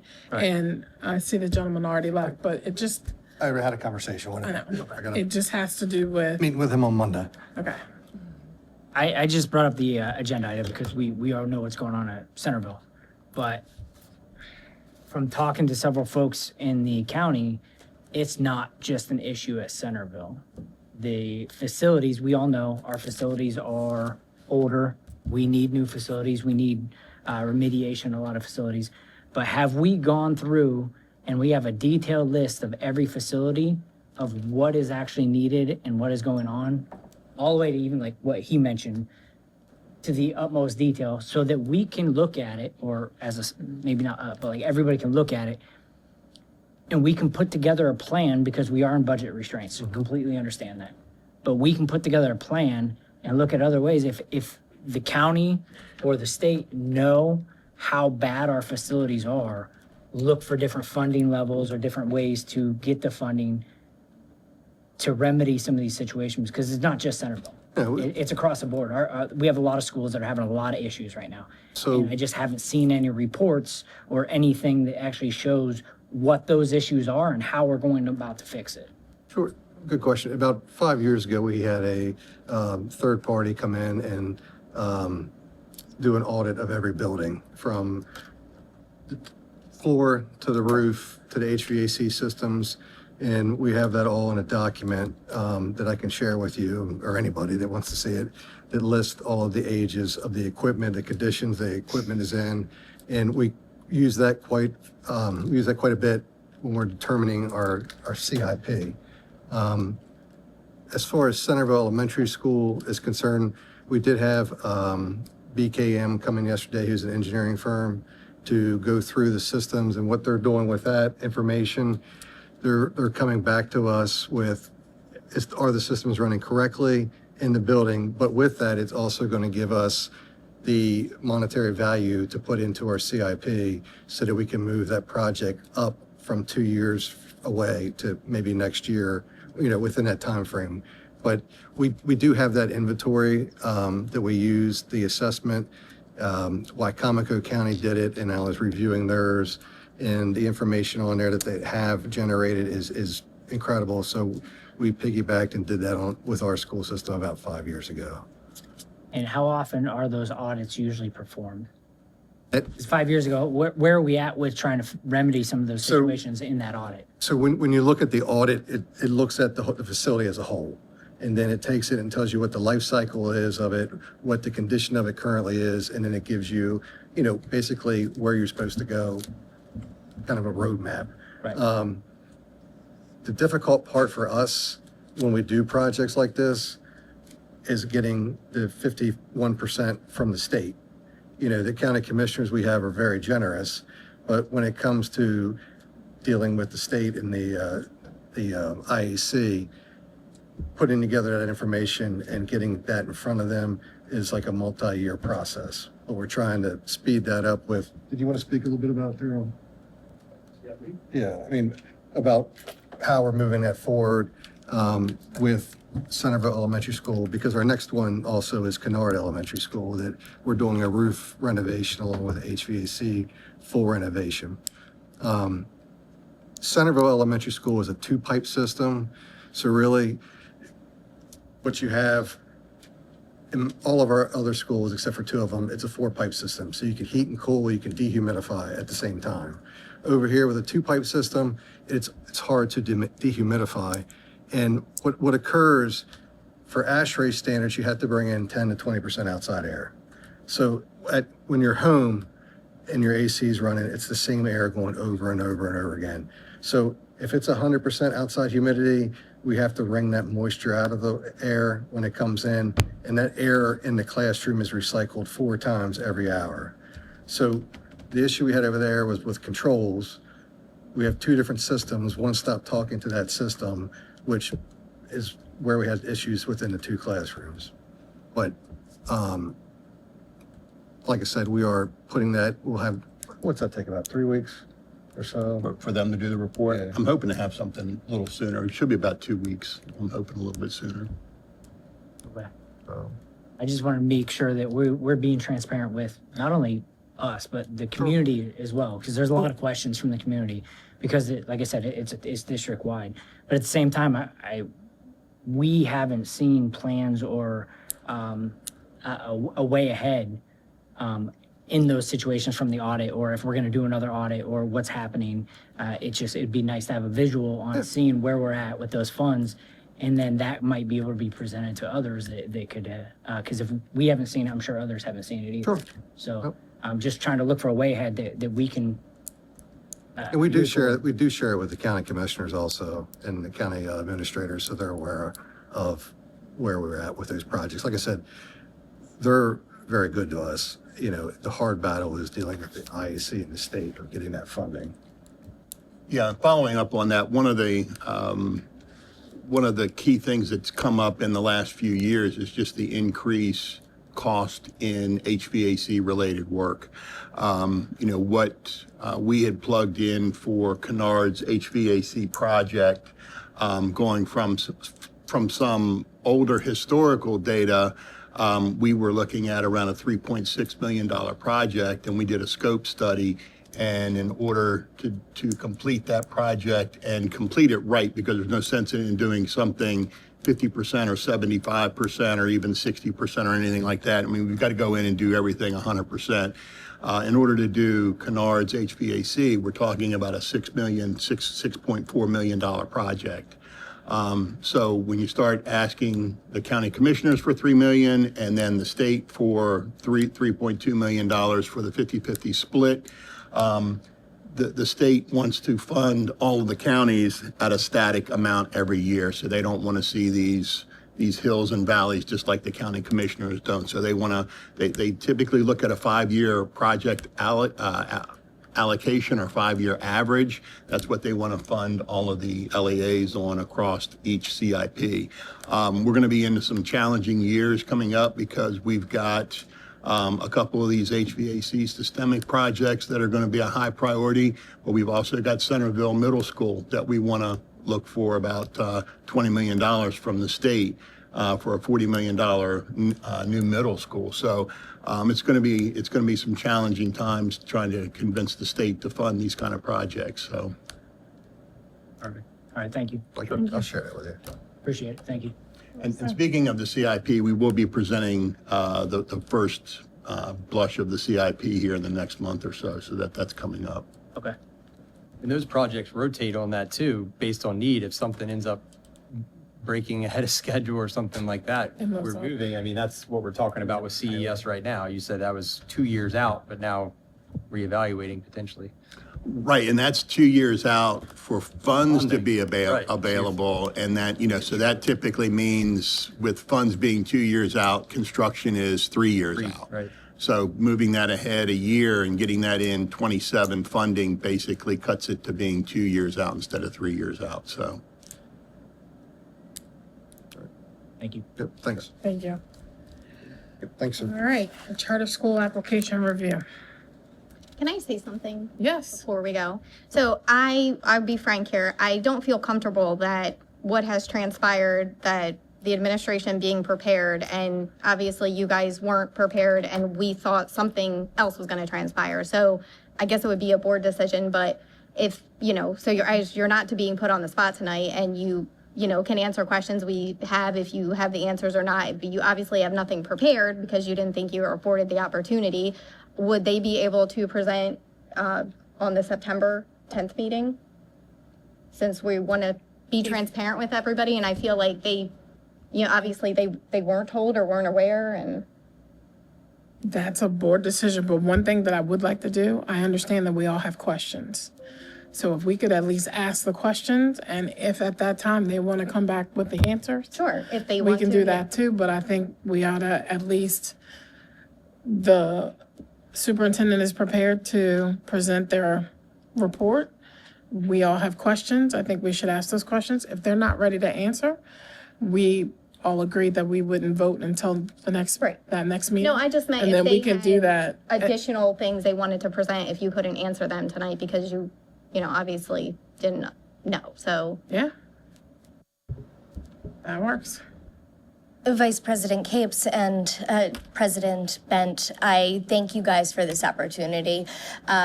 We will gladly stay and answer questions in the capacity that we can tonight. We've not prepared any statements other than the 3 minutes that we had and the written material comments that we sent previously outlining several of the deficiencies that we saw. I'm happy to, we can certainly be prepared to present on the 10th and answer any other questions that you might have at that time. thank you. All right. Dr. Kibler, and your team are up? Great. Mr. Bell? We're gonna. So Mr. Bell is our charter school liaison, is gonna come up, and then members representing the leadership of the two committees that worked on the application. Okay.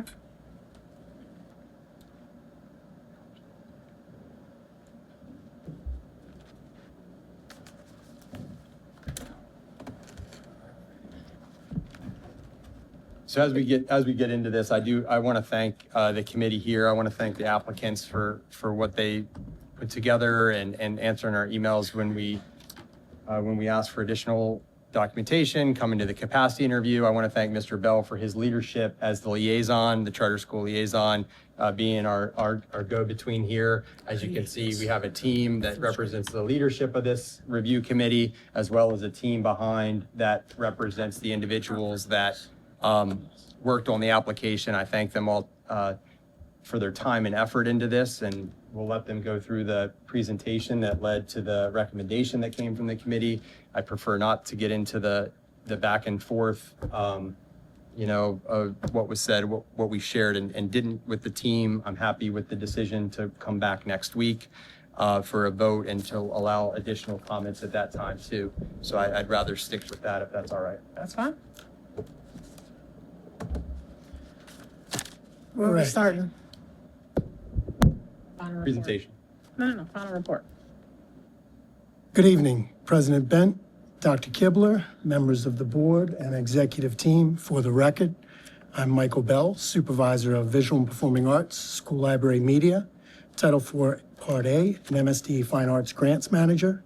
I also serve on 2 state-level committees, including the State Superintendent's Fine Arts Advisory Panel, and I was honored to represent QACPS this year nationally as NAEA National Supervisor of the Year. Tonight, I'm here as the district's charter school liaison. In this role, my duty is to facilitate the charter school application process, coordinate logistics, and ensure compliance with COMAR, MSDE guidance, and our board policy. I did not score or evaluate the application. That rests solely with the Charter School Application Review Committee, or the CS-ARC, which I'll refer to them as this evening, comprised of 20 subject matter experts across curriculum and instruction, student services, operations, finance, facilities, human resources, school safety, and more. This robust review team reflects the serious responsibility our district carries when an applicant seeks to open a public charter school under our umbrella. The process is intentionally rigorous, and it's intentionally rigorous because opening a charter requires innovation and meeting high standards in academics, finance, governance, and operations. Those standards are set in Maryland law, not by me, not by the superintendent, not by this board. They're outlined in Education Article Section 9104 and in COMAR 13A 010507. I assure you this review was carried out fully in line with Maryland law and MSD's guidance. Several charter school application review committee members are also present in the back here this evening, including our CSR team leads sitting here with me tonight, should the board wish to ask them any technical questions. At the end of the day, please note, the burden is on the applicant to demonstrate readiness. I will now proceed with a summary of the CSR team's findings, their recommendation to the superintendent, and rationale behind them, which is part of the official record. With that said, our purpose is to give the board a transparent overview of the process, findings, final recommendation, aligned with Maryland law, COMAR, and MSD guidance. Our objective is to ensure that the board understands the basis of the CSR's recommendation to the superintendent of denial, document due process, and ensure that the board is prepared to provide a clear rationale when rendering their decision publicly, consistent with Maryland State Board of Education precedents.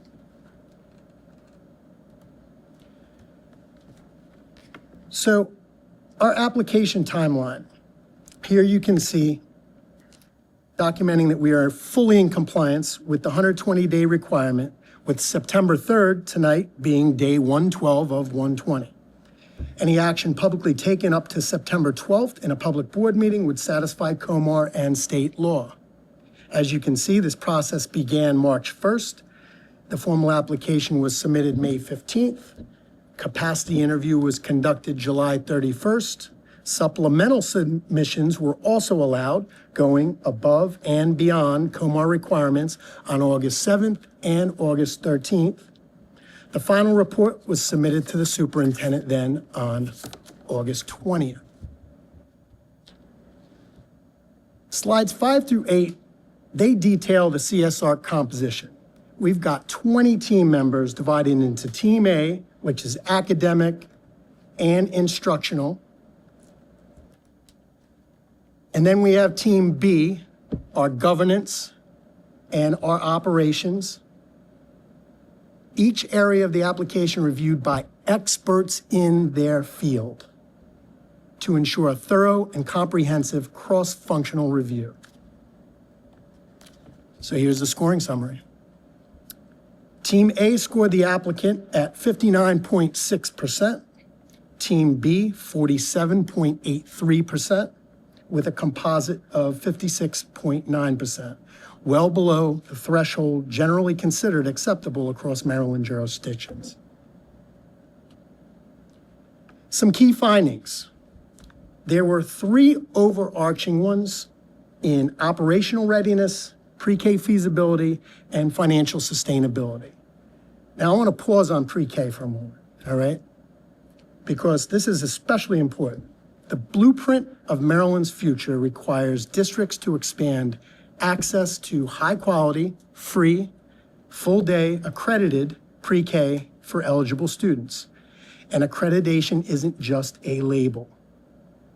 It's what allows districts to receive blueprint funding. And it ensures that all programs, public or private, meet the state's quality standards. QACPS has worked diligently to earn and maintain accreditation for every school serving pre-K in our district. In the applicant's August 13th supplemental submission, they chose to remove pre-K from their proposal after recognizing they could not meet the level of accreditation required and already in place within QACPS. While it may have mitigated the risk of implementing non-compliant early childhood programs, it actually narrowed the scope of their application and removed any claim of early childhood innovation, an area where QACPS is already leading. Additional deficiencies. So beyond those major areas, the team also found limited plans for special populations, including students with disabilities, English learners, and undeveloped program alignment with Maryland College and Career Readiness standards. Let's expand out on the academic and instructional deficiencies. So this boils down to, as you can see, boils down to lack of innovation, SEL, 21st century design, overemphasis on testing, insufficient plans for ELL, and students with disabilities, all cited here. Expanding out our governance and operational deficiencies. Budget assumptions lack contingency planning, facilities that would meet Maryland state standards were not secured, and staffing timelines were not feasible. For example, even if they had a pre-K to 1 facility secured without a compliant outdoor activity area, for example, as required under COMAR for minimal usable play space, safety, and maintenance, that would be a conflict within state standards and exactly the kind of operational risk the CSARC team flagged. The capacity interview. Interview score was 65.24%. The applicant's responses were often vague, repeated application language, did not reflect current best practices, and failed to provide substantive solutions. Supplemental submissions. So for the record, QACPS and the CSARC team, they did go above and beyond for this board, allowing remote participation for one of the applicant's team members during the capacity interview, granting 2 separate opportunities beyond COMAR requirements for the applicant to submit additional materials to address unresolved areas, and conducting a capacity interview that lasted more than 2 hours, longer than what is typical, with the interview questions provided well in advance so the applicant could prepare. Despite these accommodations, the deficiencies identified in the final report remained unresolved. Waivers. So the applicant also requested 9 separate waivers. Take a look at them. Covering electronic devices, curriculum, staffing, procurement, facilities, naming rights, and fundraising.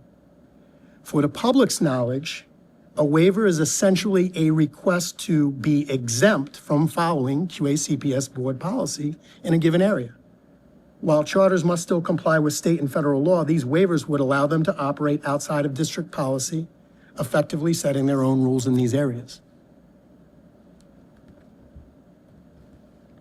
So, with that said, the CSARC found that even if granted in full, waivers could not cure structural deficiencies, and if the board does not follow the superintendent's recommendation, the CSARC team recommends each waiver be carefully reviewed and voted on individually, as each one represents a significant departure from current board policy. So due process and transparency, that's come up a few times tonight. This process included technical assistance throughout. Any implication made to the contrary about me and my role is simply completely inaccurate. The process has included supplemental opportunities. Our review was completed in good faith within the 120-day window. These steps satisfy Step 7 of MSD's guidance and align with the Maryland State Board of Education precedent that denials must be more than conclusory.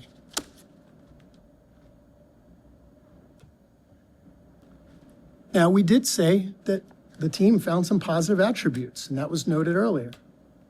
Enthusiasm for the classical model, responsiveness to requests, and a strong commitment to the idea of school choice. We loved that. Everyone did. But the team also noted authorizing a charter school is not simply about approving an idea. It's assuming full responsibility for students, staff, the community under our umbrella. That level of responsibility requires readiness, compliance, and sustainability, none of which were determined to be sufficiently demonstrated within their application. With that said, that leads us to the final recommendation.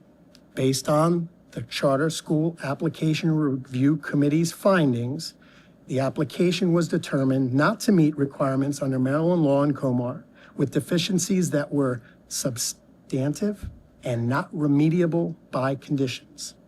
The CSARC recommends denial to the superintendent. Should the board vote to deny the application, applicants would retain the right to appeal to the Maryland State Board of Ed within 30 days or reapply in May of 2026. This process completely fulfilled the Maryland Education Article, Section 9104, with Comar 13A010507, and with the MSTE's Charter School Application Guide. We complied completely. The committee's written findings also align with prior Maryland State Board of Education opinions, which make clear that a local board must base its decision on substantive evidence in the record, which this committee has provided. I would like to thank President Bent. I would like to thank Dr. Kibler, members of the board, the QACPS Charter School Application Review Committee, and the Queen Anne's Classical Charter School applicant for their dedication to the process. At this time, this will conclude my presentation of the CSARC's review process and findings from within the final report. Pending any questions for the CSARC team, at this time I will turn it over to Dr. Kibler, who may share his recommendation to the board for your consideration. Thank you, Mr. Bell.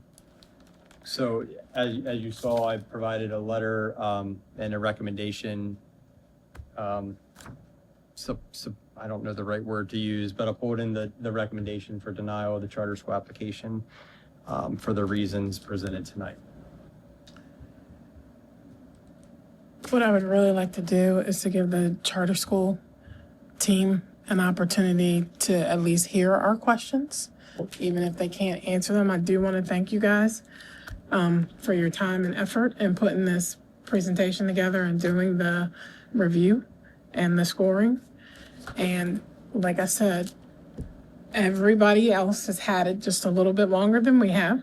And it would be just beneficial to us before we can even think about voting one way or the other if we are able to ask a few questions. Do you have questions for the team while they're up here? Actually, I don't. I don't know if anybody else on the board does. I just had one quick one. They mentioned that with transportation, we'd see a savings. We wouldn't be able to change our bus routes at all, even if we dropped people off of them, would we? I had that same question, but I had it for them. Oh, well, I But we can ask that question too. So even if we dropped 126 students off our transportation from all over the county, would it lower? Possibly it could. It just all depends on where they're coming from. I mean, if we're sending a bus, picking us up all the way up to, 3 or 4 miles out of the way, then if we cut that part out, then yes, but it really depends on where The students are. Okay. Gotcha. Thanks. Thank you. Thank you all. Thanks.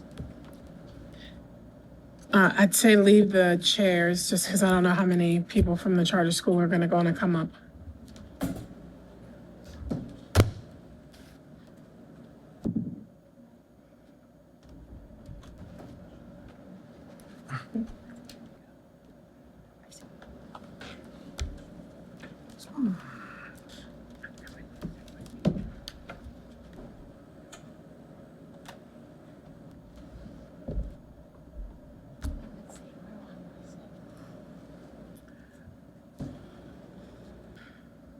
Thank you, ladies, for taking the time to answer a few questions. If you are not able to answer the questions right now, that's fine. But I do have a couple of my own, but we'll open it up to the team. You guys want to start down there? You always got the most questions, so go ahead. You'll probably steal all ours. I asked a question earlier too. We were looking at the budget. I'm big on the budget. I've sat down with Matt. I've sat down with her, Dr. Kibler. I've sat down with everybody about the budget because we all know last year we had a lot of situations with the. Mr. Dreyer, I don't mean to be rude, but can you speak up a little bit or closer to the mic? We can't. Just me and my. It's the air conditioning. Yeah, the air conditioning. Thank you very much. So the budget's a big thing too, and I look at typically the operational cost per student. Do you guys have that anywhere in your budget where your operational cost will be to the student? Because some of your budget things, there is a deficiency in the budget that we don't see a lot of the numbers. You guys are relying a lot on fundraising. Sometimes that's not the most capable way of going about trying to find a budget and find funding. So I'm just curious if you guys have that cost where you guys need to be and moving forward along with the cost per student that's going to actually take. I know those numbers can't be 100% because you don't have a facility yet, you don't have some of the other things, but do you have a rough idea of where you're going with that? We don't have that information in front of us, specifically talking about funding, but part of, once a charter is granted, we would negotiate the amount per pupil that the charter school would receive and the amount per pupil that would stay with QACPS in the budget. So that would not be just designated until after a charter is granted. And the recent case from last week with Frederick Classical Charter School, the Maryland state upheld that there isn't an allotted amount per for funding per pupil that says a charter school gets this amount and the public school system gets another amount. Elaborate a little bit more. Basically, there was a bunch. The Maryland State Board said that districts are not allowed to just arbitrarily take a 25% off of the pupil amount, which that would typically be the 25% that you spend on your central office expenses. So where that comes into play is like, the charter school can negotiate buyback services from the school district. So in order for the school district to keep more funding, they can provide certain services for us that are already taking place, example, payroll processing, certain things that wouldn't add an additional cost for the school district, but would allow the school district to keep additional funds. So I'm sorry. I very quickly, I do want to let you guys know that we are more than happy to, anything that we discussed tonight, provide copies of case law to back up stats, facts, and figures this evening. And we can provide that in writing to the board, as well as present to you on the 10th. Perfect, thank you. I would like to make just a comment which has disturbed me somewhat. And I appreciate the fact that the review committee found us robust and enthusiastic, but they never once mentioned qualifications. And the qualifications of the board members with Sean Kenner's participation is qualifications beyond what is, I would think, usually expected. And that qualifications were exemplary in the fact that we exceeded anything that any other application was able to provide, because we've reviewed other applications and we've visited almost several charter schools in the state. And the qualifications of our board far exceed those that are existing in other boards. And I just think that that needs to be recognized. We've worked very, very hard to create a board that is worthy of this project. So I just, just to elaborate on that, our lawyer did submit a written comment to you today. I don't know if you've received that and or have read it, but it expounds on that. We can go into further detail. I also just very quickly wanted to make a comment about quasi-judicial review as well as ex parte communications, because this is the first time that we have been allotted a chance to talk to the board, and the state makes very clear that this process should be collaborative, and oftentimes jurisdictions come and speak, our charter school applicants come and speak to a board multiple times throughout the process. But furthermore, I've noticed that there have been 3 members of the review team in closed door meetings, and I want to make sure that with conversations with council and the board members, that they were not excused, to my knowledge, on August 6th or previously before the reports have been written. And I do just want to make sure that that process, if we are going to be transparent and make sure that board members and ex parte communication is not happening, that this process is being held up to all process standards. May I say something? No, well, So, wait. questions or they? Yeah, Okay, which board? Presentation. I'm not understand. Can you elaborate on what you mean?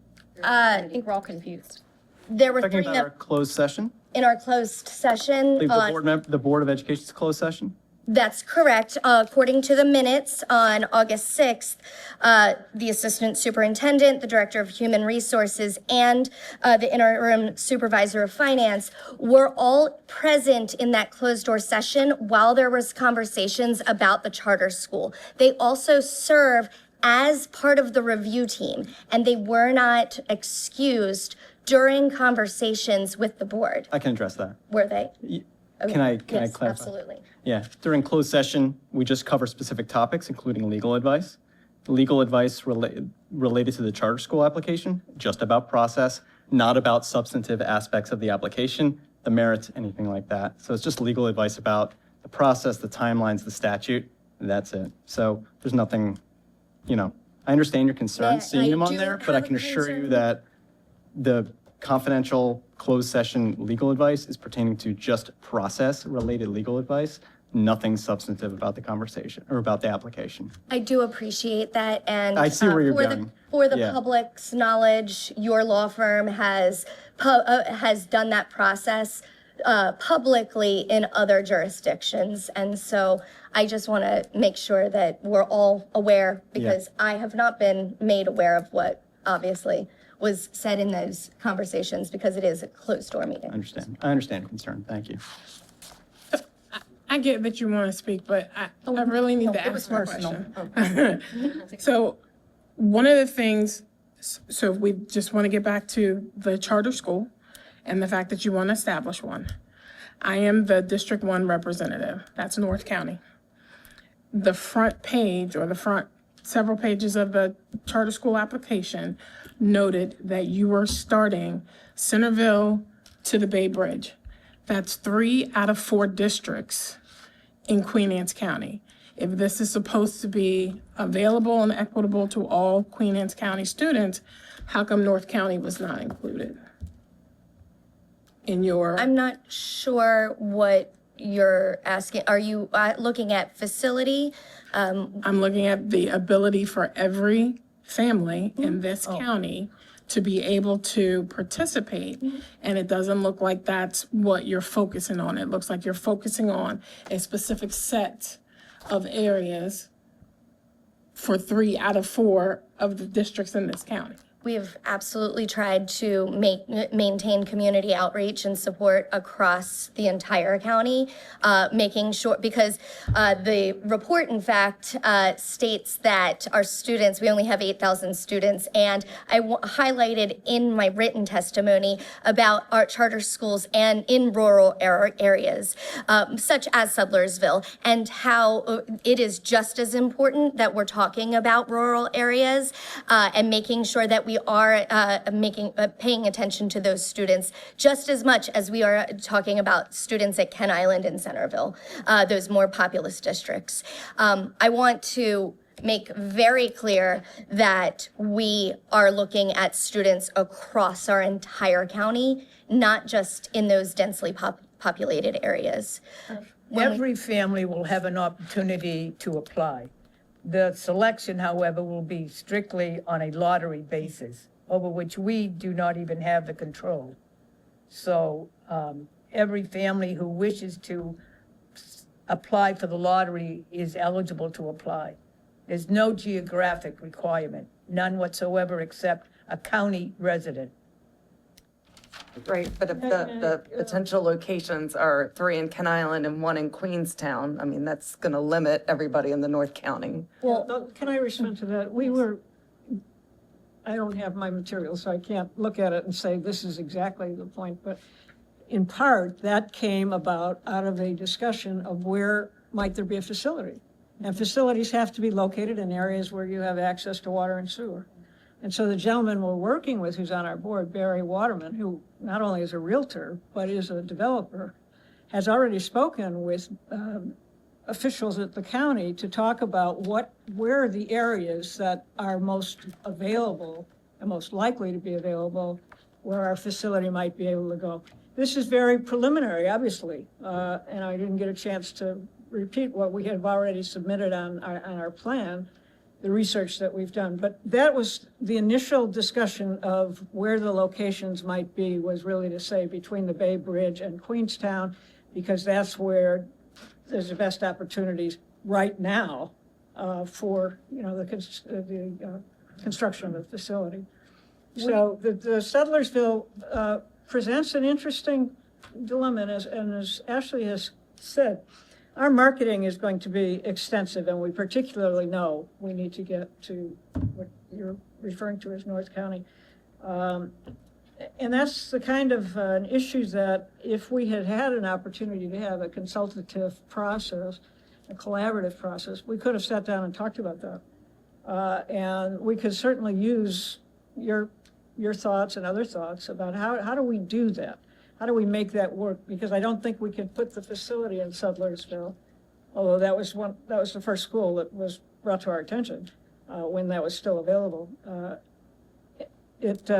We know that's a unique situation, and we have to address it. So I just don't think what was in the report was probably explained fully in terms of how we happen to identify those areas. Also, just for your information, we were generously, someone donated land to us for the school, and Mr. Waterman told us that it wasn't suitable because it didn't have water and sewer. And we were really disappointed. You can imagine. Do you have, speaking about students and how many students you want to start off with, do you guys have solicited information from parents who actually would sign their name and have put it on a petition saying they would essentially put their name in for a lottery? Do you have how many people or how many students would be willing to go? You don't have to touch that. They're automatic. That use it if you press the button. We do. We have a petition with well over 200 names. We also have had parents and community support. You have received over 50 letters. I can provide letters that have been forwarded to us. Some people have, some people haven't. I know some of those people are parents who have said, I'm a parent. I myself am a parent, and I would love to send my kids here. That's, part of the reason why I'm on this board, because I look at this as another school opportunity, for educational opportunity for our students.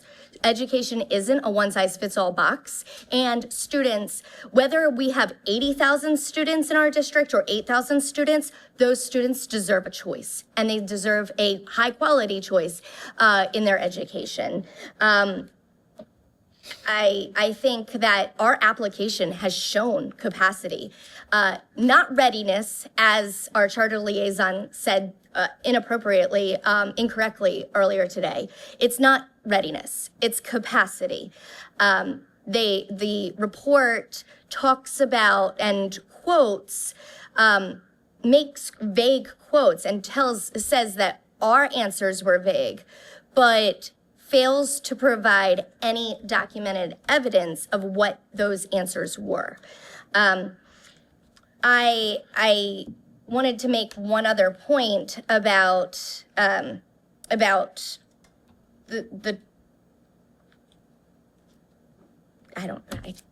I'm sorry. I just lost my train of thought. It does, but I mean. I just kind of wanted to follow up on her capacity comment. Because if we are talking about capacity, your school, according to the application, would only go up to grade 8, right? That's correct. So at that time, those students would have to transfer to one of the high schools. And by grade 10, they need to be career and college ready. That's correct. How are you planning to do that?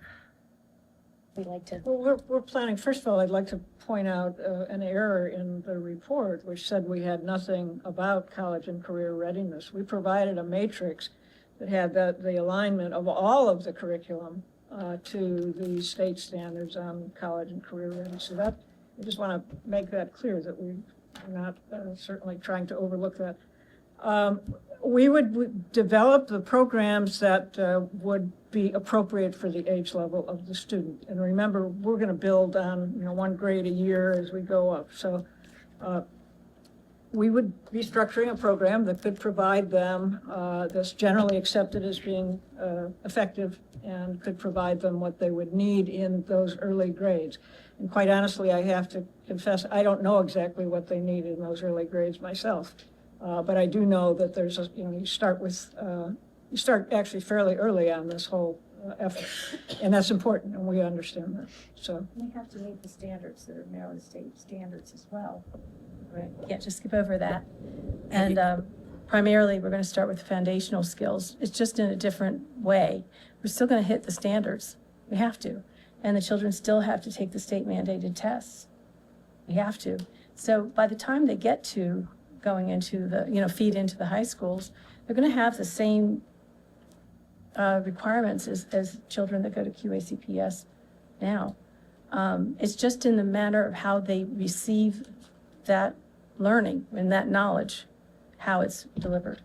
And I think we're going to go much deeper in smaller pieces. Michael? Oh, sorry. I just wanted to say, I think a lot of these issues of and points of clarification could have been addressed earlier had our liaison and the team worked in a collaborative environment. The state looks very highly on collaboration, and I don't necessarily think we were afforded that opportunity. Quote, "The local school systems have a vested interest in being active and supportive throughout the charter school application process, as it will benefit students, faculty, and staff in the event a charter is granted." A lot of this could have been discussed and ironed out before we were meeting today. And when we discussed things like facilities and questions, it wasn't until the capacity interview, which, as I pointed out, the date happened a month after the stated date on the application.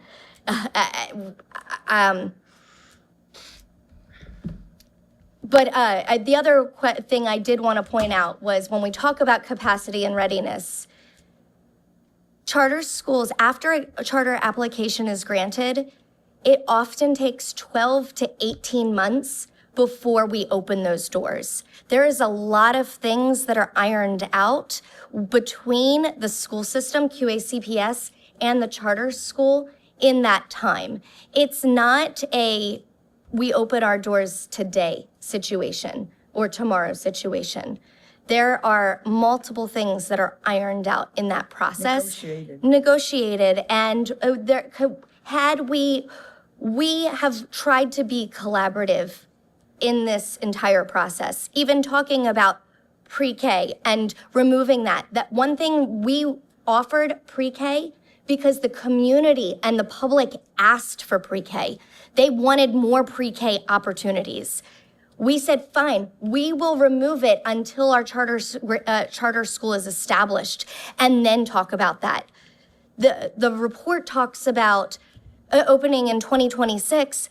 We're happy to collaborate and say, hey, you know what? If our charter is granted today, we can potentially negotiate to open in 2027. That is something that we would happily have worked with the team to talk about and collaborating, but that wasn't afforded to us throughout this entire process.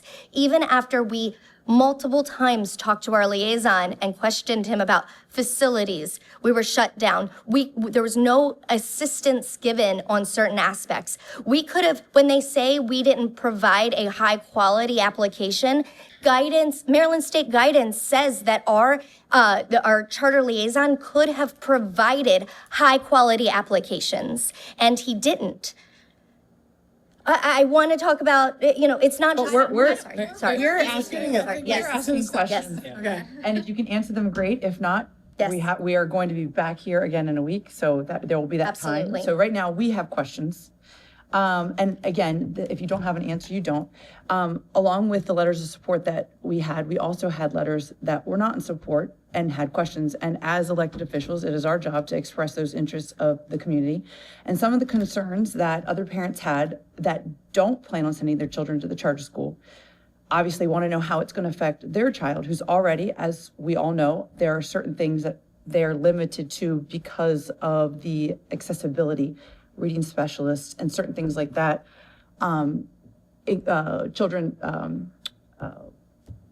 Kids that are having language issues, kids with IEPs, kids with disabilities. What is the plan? Not asking for it. Is there a plan? How does that, if everything is equal opportunity, how does a charter school tend to that when we're already sharing? Like, do you all plan to share our specialists, our tutors? Like, I mean, Right. I mean, like how that, in my opinion, negatively impacts the kids that are already trying to get in with those people that they're struggling. And that's kind of where I'm at as a parent of a child already in public schools here. I'm worried about the kids that are already in school and how they're going to get access to the support that they need so desperately if they're now sharing it with another school that is, they're just going to by choice. Not saying that there are also parents that want to, but we have to recognize the fact that parents have concern over the transportation, the northern portion of the county, the specialists, how the behavior, occupational, speech, how that all handles out when you're already dealing with one reading specialist between several schools. And then obviously like the lottery system, I wonder how, like if you do a lottery system and say, for example, you have a child that has a lot of needs, do you say you can't come because we can't? It's like, right. So again, these are all big questions that I know you don't have the answers to now. And it's not about how much does that cost, but how does a school like that, when you're part of a community, when you're joining into an already existing school system, how do you share our resources when we're already grappling for them where we are today at this time? These are questions our community has. Those are, and they're excellent questions. The issue of sharing the resources, particularly in the special ed area that you already have or that already exist, is part of this concept of a buyback. And we're going to be a very small school, for several years. And so the idea is to sit down with you and see if there is a viable way to do that out of the per pupil allocation that we will get.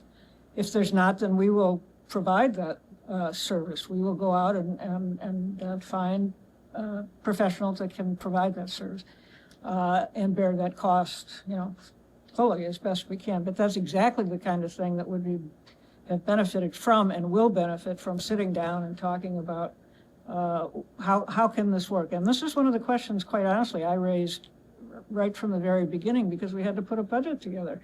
And I needed to know, are you willing to do that? And what would the dollars look like? And I, quite frankly, didn't get an answer. I was told, well, that'll be determined when you're in your contract negotiation. Well, that didn't help me prepare my budget. So, but those are the kinds of things that we realistically consider. And I understand the parents' concern. So we would want to sit down with you. We'd want to spell it out, want to see what the dollars are to do that.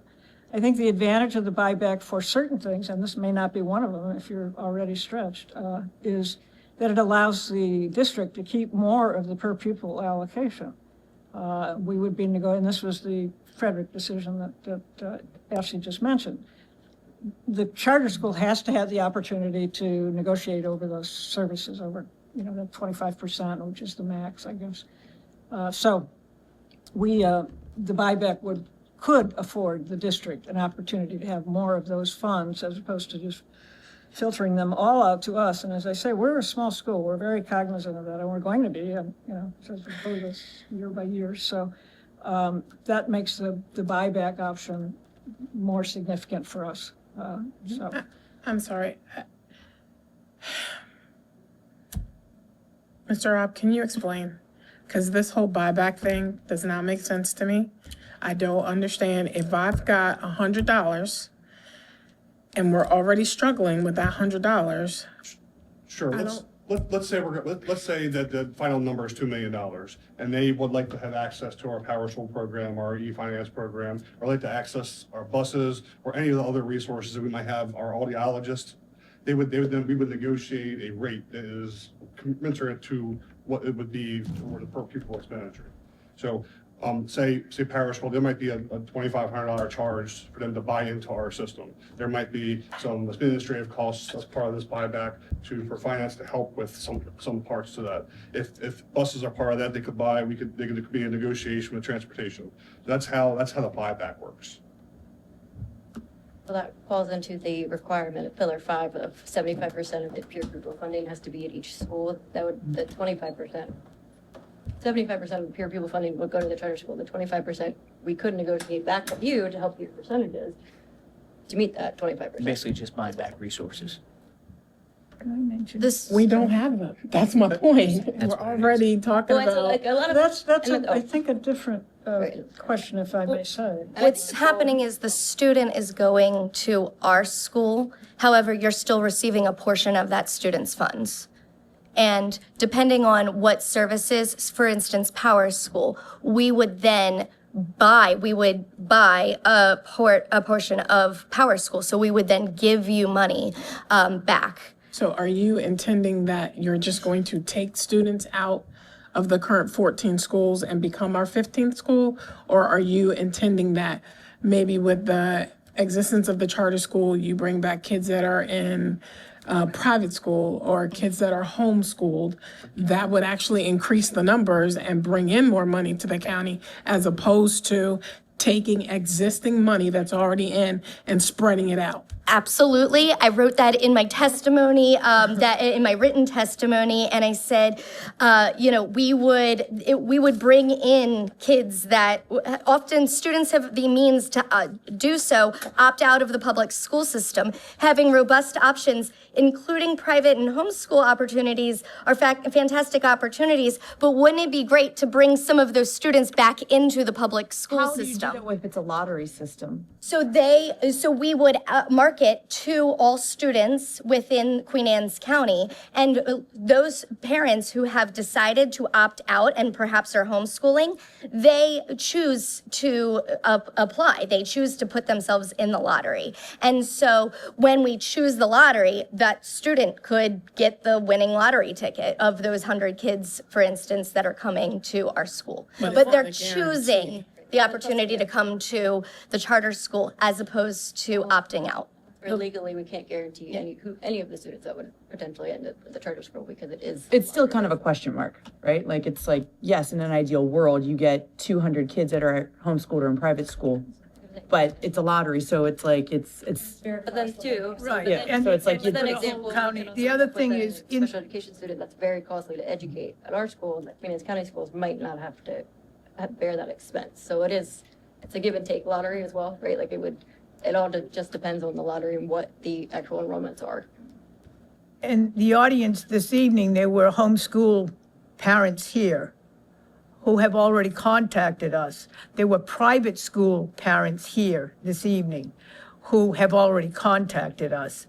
We've told them all, it's a lottery, it's open to everyone in the county, and we do not have the say on who is selected from the lottery. But their willingness to sign up and take that risk is very, very real. So you asked how, we know that parents are interested. This is an anecdote, but it happens to me almost weekly or daily. I get phone calls asking, when are we going to open? And I get stopped at Safeway or the post office. When are we going to open? People are very interested and very desirous of having a choice and having a classical charter school, which has already, the reputation has preceded it. We don't have to convince people that a classical charter school is going to increase the proficiency of their students. And it So, could when- it could increase scores for Queen Anne's County public schools as well as a whole, because it is part of Queen Anne's County public schools. So whatever good stuff that happens is also going to reflect on Queen Anne's County public schools. Chairman Bent said something before, will this be the 15th school? And yes, this will be the 15th school. It's part of the public school system. It's a public school. That the Board of Education would oversee as opposed to QACPS. We would be autonomous. However, we would still be overseen by the Board of Education in Queen Anne's County. And I do believe that at least one private school parent that I know has written a letter of support. I can go back and look at our materials from the letters that I've received to see if others have as well. One? Is that what you said? Well, I do know of at least one, yes. When you mentioned, sorry. No, go ahead. When you mentioned that, can you talk to us about waivers? I know there was a lot of requests for waivers, so. Yes. So these waivers, they're standard. They allow us to be autonomous. If we didn't have these waivers in place, we would have to come to the board to get to request everything from chairs to curriculum approval. But that's the point. But that's the if you're point a of this 15th board. But that's not, so charters are allowed to be autonomous and work within a different set of rules. None of the waivers that we asked for are out of line of any other charter school in Maryland. And they're legally available. I'm happy to share other evidence with the waivers that other charter schools in Maryland, especially classical charter schools, because there are many within Maryland, what waivers they have sought. The guidance and waivers that we were asking for were written and have been with consultants, and consultants were not asking for anything out of the ordinary. May I try to respond a little bit for two thoughts, I guess, but one on this question of the waivers. The charter school law, which was adopted, I guess, in 2003, the intent was to provide equivalent funding, comparable funding to a school that will bring something to the table and in the process enrich the offerings within a county and allow parents to have an alternative. The school would be given certain latitudes to do that, as opposed to having to get all our procurement approved, et cetera, and that's just understood. In return for that, we do not get any money for a facility, separate from what comes in the per pupil. We don't get any money for transportation. So all of that has to be paid out of the per pupil, even though that's not really at a comparable level with what public school is getting on a per pupil basis. So it's a weird animal, and it was intended to be something different and allow a school to exist that is really contributing to the overall educational program within a county, but have certain latitudes to have a program, curriculum, for example, and a culture and a teaching of virtues, for example, some of the things that we do. It is somewhat different. So I didn't, there's a long history of how charter schools got started in somewhere in the Midwest when a legislator, state legislator or whatever, introduced a bill to do this. And that was the idea. Let's provide some more choice. Let's do that in a way that is equitable in the sense of comparable in funding with the public schools, but it's not exact. And so there's a big gap, there potentially for us to do that. But I think so part of that trade-off, if you will, is some autonomy in certain areas. So it's not for a want of a direction and guidance from the board, but it's really sort of baked into the program. In terms of the dollars, I've asked several people like the Maryland Alliance for Public Charter Schools, how do you answer this question of the dollars? And are charter schools taking money away from the public schools? And I guess one answer to that is a simple answer. You'd have to educate these children if we didn't. Okay, right? Presumably, I mean, their children would live in the county. So that's part of the answer, is that we're not taking money away. This is money that's being shifted to us that you would otherwise have to spend to educate a child. And It's you're the gonna same be- student, it's just a different seat. It's within the school system. It's still the school system. It's still your students. Right, They're just but our sitting in a electric different bill seat. and our payments and our expenses don't go down because we lose 5 students at a school, though. Right. So We that, I still mean, have that's the those. problem. That's So right, yeah. this, in a county that's understand. already seriously hurting for money and teachers and physicians and. Specialists. Yes, specialists, reading tutors, you heard everything tonight. It's really hard to think about spreading resources and money. Well, that's why the buyback concept was developed. And so we could, clearly you have some resources perhaps that, where you would be able to share with us, whether it's the, I don't know, what you call the power. And one example, you wouldn't That's have a- to hire another. That's a parent. very real issue that I know you're struggling with, and not just now, but past years, and it's not going to go away next year. I mean, it's a major issue. However, the approval of our charter is not based on finances. Okay. That will be appealed at the state it's not a basis for This is denial. just my I know, comment it's a because very it was real. leaning towards the per pupil funding and I realized that that's not. To be honest, we do know that it cannot be a reason to. That's what my thing is money aside, right now, the reality is we aren't able, because of our current position, which we are making strides to get away from, we are already stretched thin with the resources that we have. It just happens to be that money pays for those resources. Like, it's just, the reality is what it is, that you have to worry about what's the collateral damage of sharing those resources. And the children in this county are our priority. And make sure that they get what the current students of this county and getting what they need is our priority first and foremost. The wishes and wills of the people in terms of their children, they can go to a private school. They have options. I'm not saying that we're not, I'm just simply saying right now,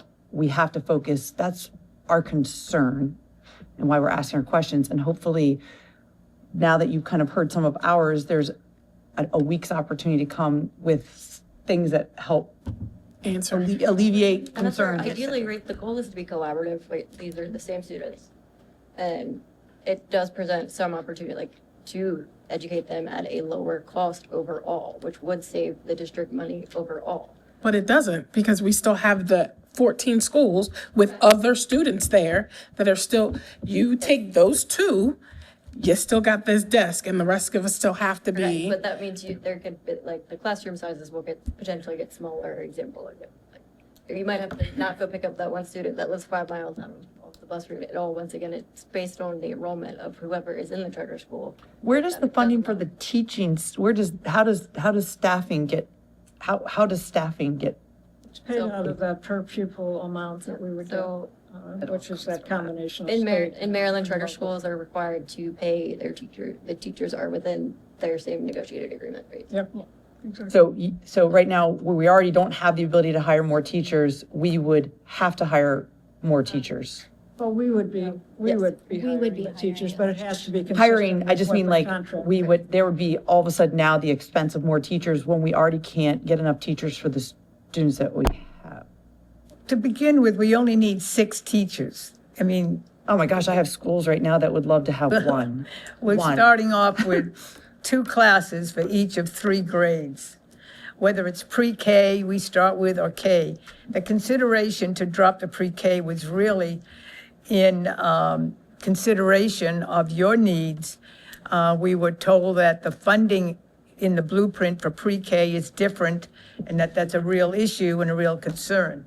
Wouldn't be our We needs, are though. willing to, They're- It's not, it would be our needs.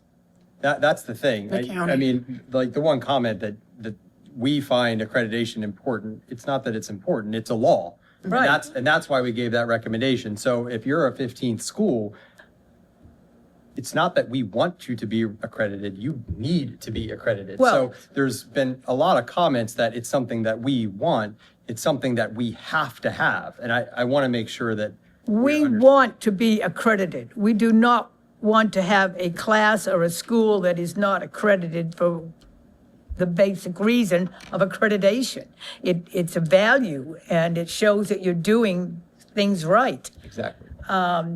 You can't be accredited until you have a class and you have a program.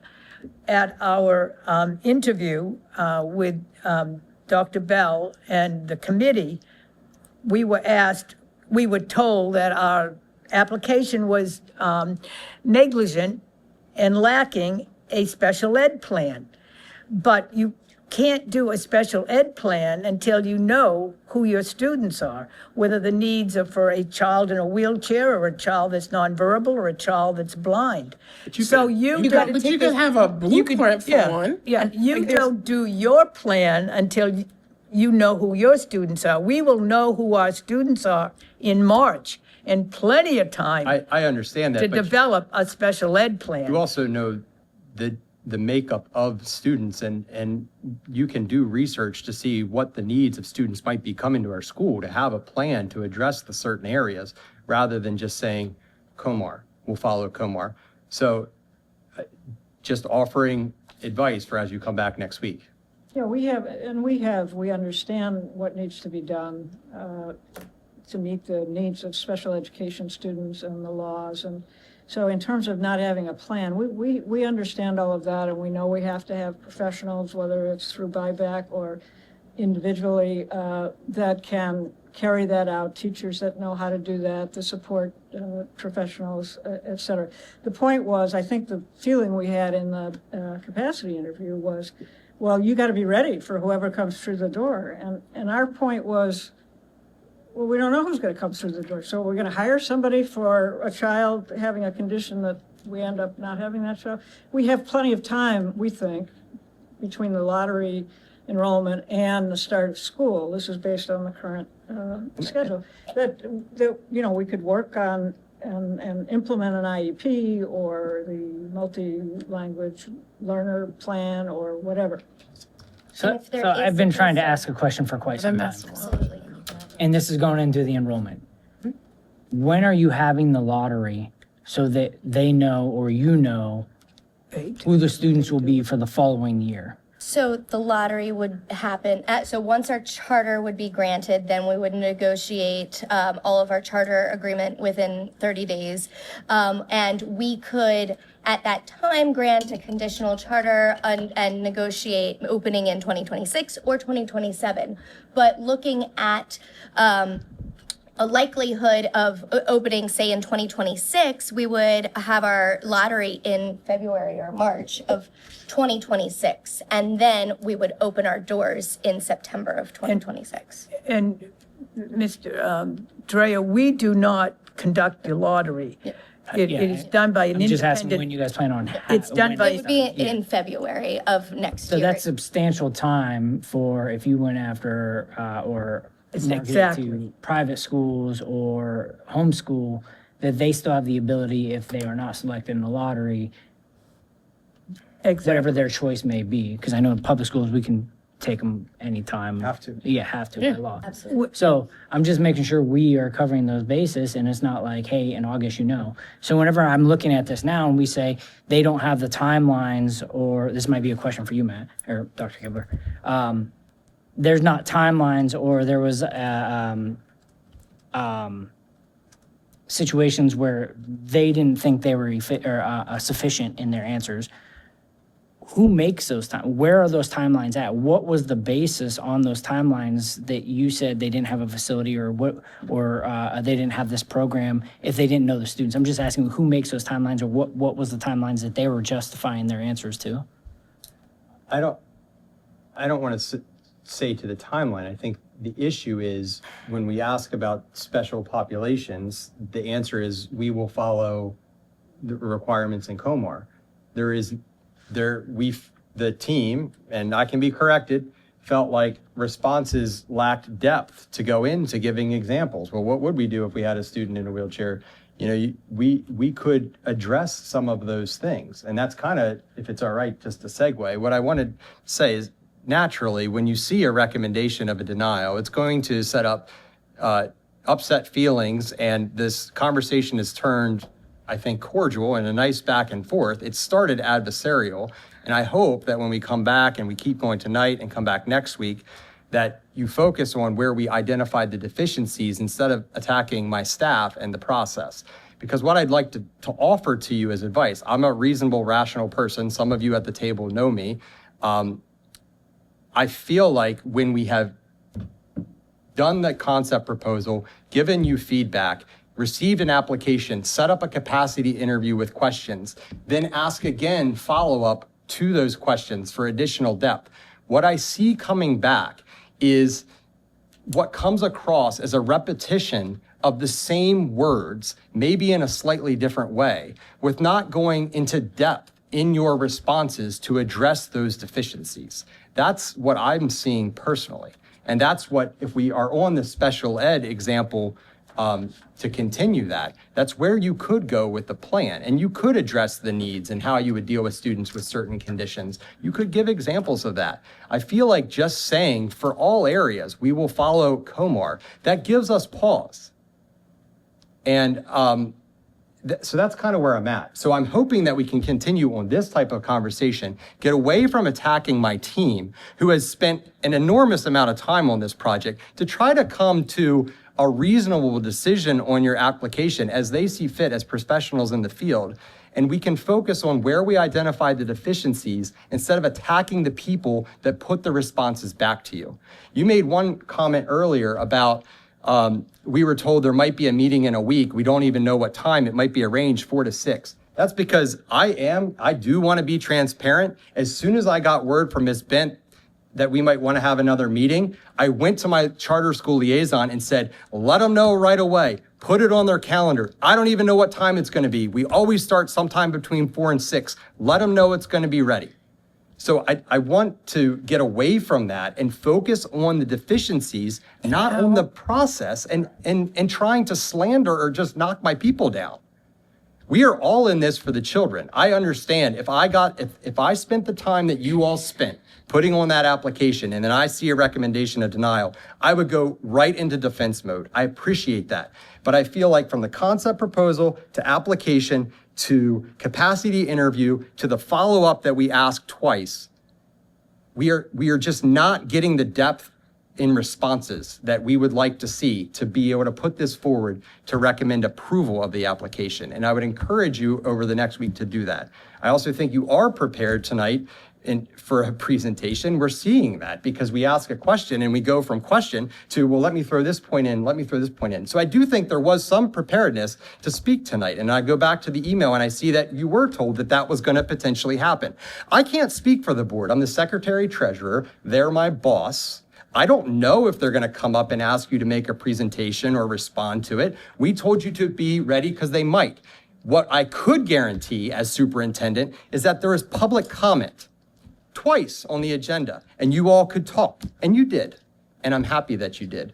Now you're getting time to engage here. You'll get time to engage next week. I'm just asking, focus on the depth of your responses so that we can make an informed decision on the application. I also would like to say that we have told people that tonight that are watching that we would like to get feedback from the community as well, because I think this is a very open conversation on concerns or things as well. So we might bring some more questions to you on it. But things that are huge are obviously transportation, accessibility, the specialists, just how it's all gonna work. I mean, I know you don't have the answers, but I feel like you could build some sort of skeleton to give us an idea based on other examples. If you've gone to several charter schools in the state that you went to recently, what are they doing? I mean, something is better than we'll figure it out.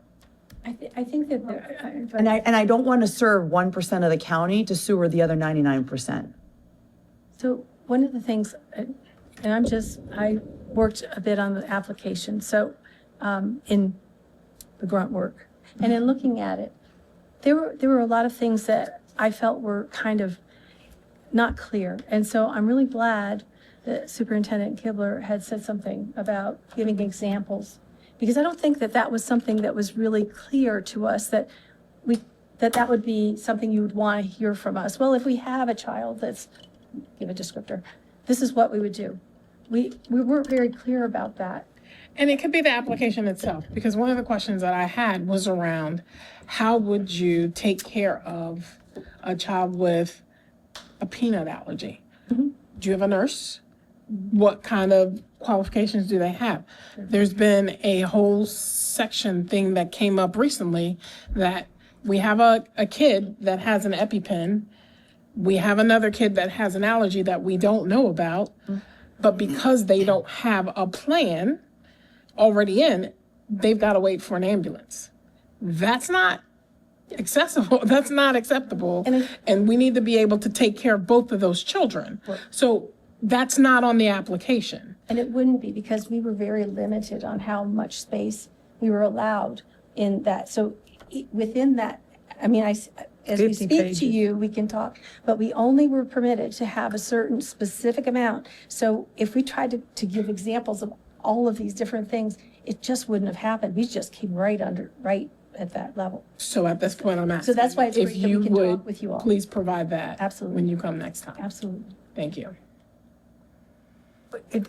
I appreciate that, because it's good to know that if we provide written responses to some of your concerns that have been expressed this evening, next Wednesday, that there's not a limit, that we have to limit it to 50 words, or that we have to limit it to a certain number of pages. We would like to request, because we will be next Wednesday, that we don't get these written responses or some of this information Tuesday evening, because Correct. we all have lives and our normal jobs that we would like to review them at the same time. So I'm not trying to put pressure on, but sooner the better, so that we can actually review and gain an understanding of it, because coming in on a Monday or Tuesday night is not suitable for any of us, because we have families and such as well. Absolutely, we agree. And that's one of the reasons why those of us who submitted written testimony, written comments, like myself, who had multiple pages, I submitted that on Thursday.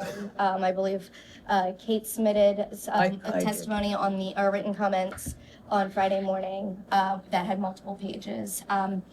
And we will absolutely work to give you as much information as possible, really trying to concentrate and formulate, because I do think even though they came back and asked us questions, it was just bullet points. We still have problems noting deficiencies in this area with a bullet point, this area with a bullet point, as opposed to really trying to figure out what portion of that area that they had a problem with, or how we could best describe and answer the question. So is that when you talk about the collaboration that you feel like you didn't receive? Absolutely. So you're saying an example of when they said you had a deficiency, instead of saying, hey, look, this is something to do with the food process.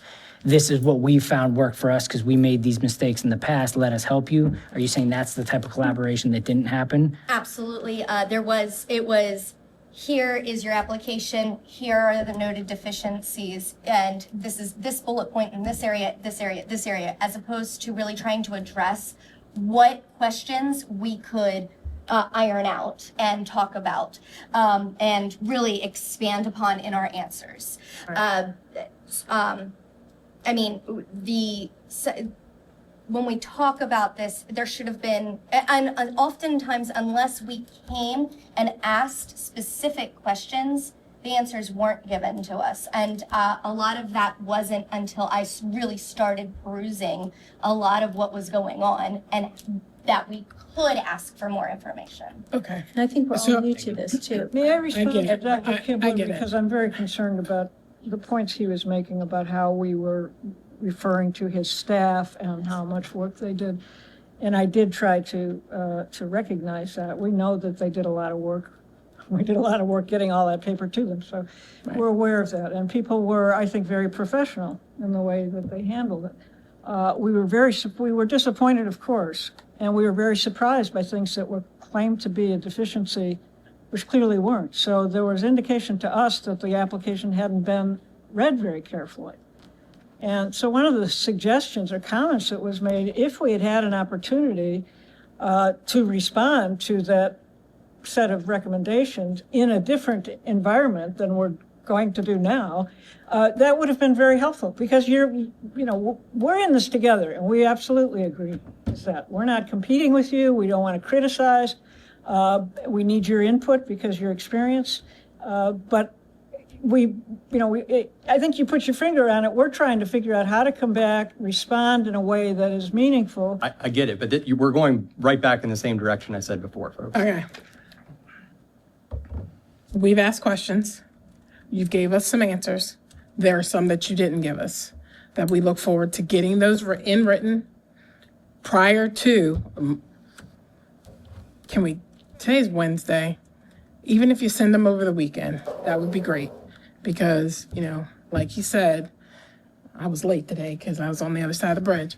So everybody's got, lives and families. I'm very sorry, in the essence of time, because I got to get up early tomorrow, I'm going to say, are there any final comments from the board? Because I think that we have exhausted this at this point. We know what they're going to provide us and when they're going to provide it. And we will move forward. And next Wednesday at 4:30? Oh, man. Leave early. I left at 3 and I was still late. Okay. So next Wednesday at 4:30, we will reconvene. I guess there'll be a small session of answering the questions that the answers that we receive, if we have any more. Maybe a little bit of discussion and then a vote on the application. Will we be able to make a presentation or will it strictly be Q&A? Please, I think a presentation would be great. Personally, I believe it up to the board, but I think a presentation, a visual. Personally, it's not that I don't want to hear about how wonderful, because it's not about how wonderful it is, it's the logistics. So I don't want a presentation about all the benefits of a classical school. I want to hear the logistics of it, because I am sure it is wonderful. It's just Speaking about the merits of the application. the actual nuts and bolts of it. There you go. And presenting what our questions were. So if that's a presentation we're gonna have, is having in a presentation, answering the questions and the deficiencies that we've asked and they've had that you want to answer, that'd be helpful instead of just Q&A, because sometimes having I'm a visual learner, May I ask, we'll get that into you in good time. Perfect. If there are questions that arise on your end, can you ask us so that we can have the information for you when we come in? Yes. That would help us a lot. Yep, because I'm sure we're all human. We might think of something on the way home. But there's a lot of stuff. Yeah. And we also do get emails from the public, so there could be something that comes up that we just didn't think to ask. So. And that's helpful for us to hear that. Yeah, that would be great. So Filtering this. yeah, we'll have a so our lawyer will have a conversation on the process. We will make sure that we put that out so that you understand what that process is for next week, and then we'll go from there. I've got one more thing left to do. You guys can stay where you are. Board County Commissioner Liaison meeting next week is attending. Public comment, what you did. And Mark, public comment. Oh, yeah, anybody else have public comment? Why, Can I be really quick with it? are they allowed to go again? I don't. Yeah. You asked. I'll just stand here. As a parent. You gotta You have to come up to the microphone. Oh, I'm sorry. I thought I could be loud enough. Probably can. Can't talk right. And you need to introduce yourself as you would when we bring you up normally. Hi, Amanda D'Onofrio, Centerville. So I just wanted to say, as a parent with charter schools and lotteries, one of my main concerns about bringing my students there would be whether or not both of my children could attend. I know there are many parents in this community who would probably have that same question, and who, for that question, it may make the determining factor over whether or not they send their children there.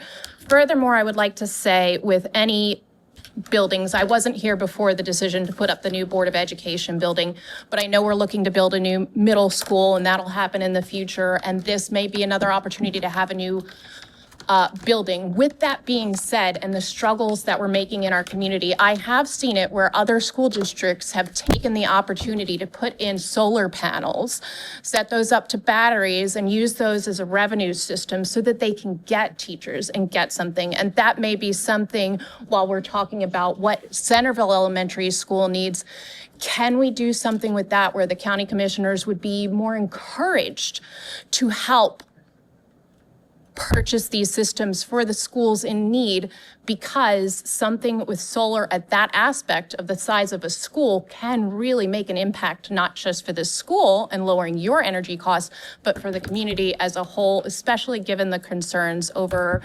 heating and fuel costs last year that we saw with Delmarva. That would be a conversation for the county commissioners, and their meeting is That next will. week. Let me tell you, if a child is included in the lottery, siblings are automatically. You guys can have that. I was just trying to move on to. Thank you. Thank you. So that's is there anybody else? Okay, thank you. We'll make a determination on the meeting right after this one.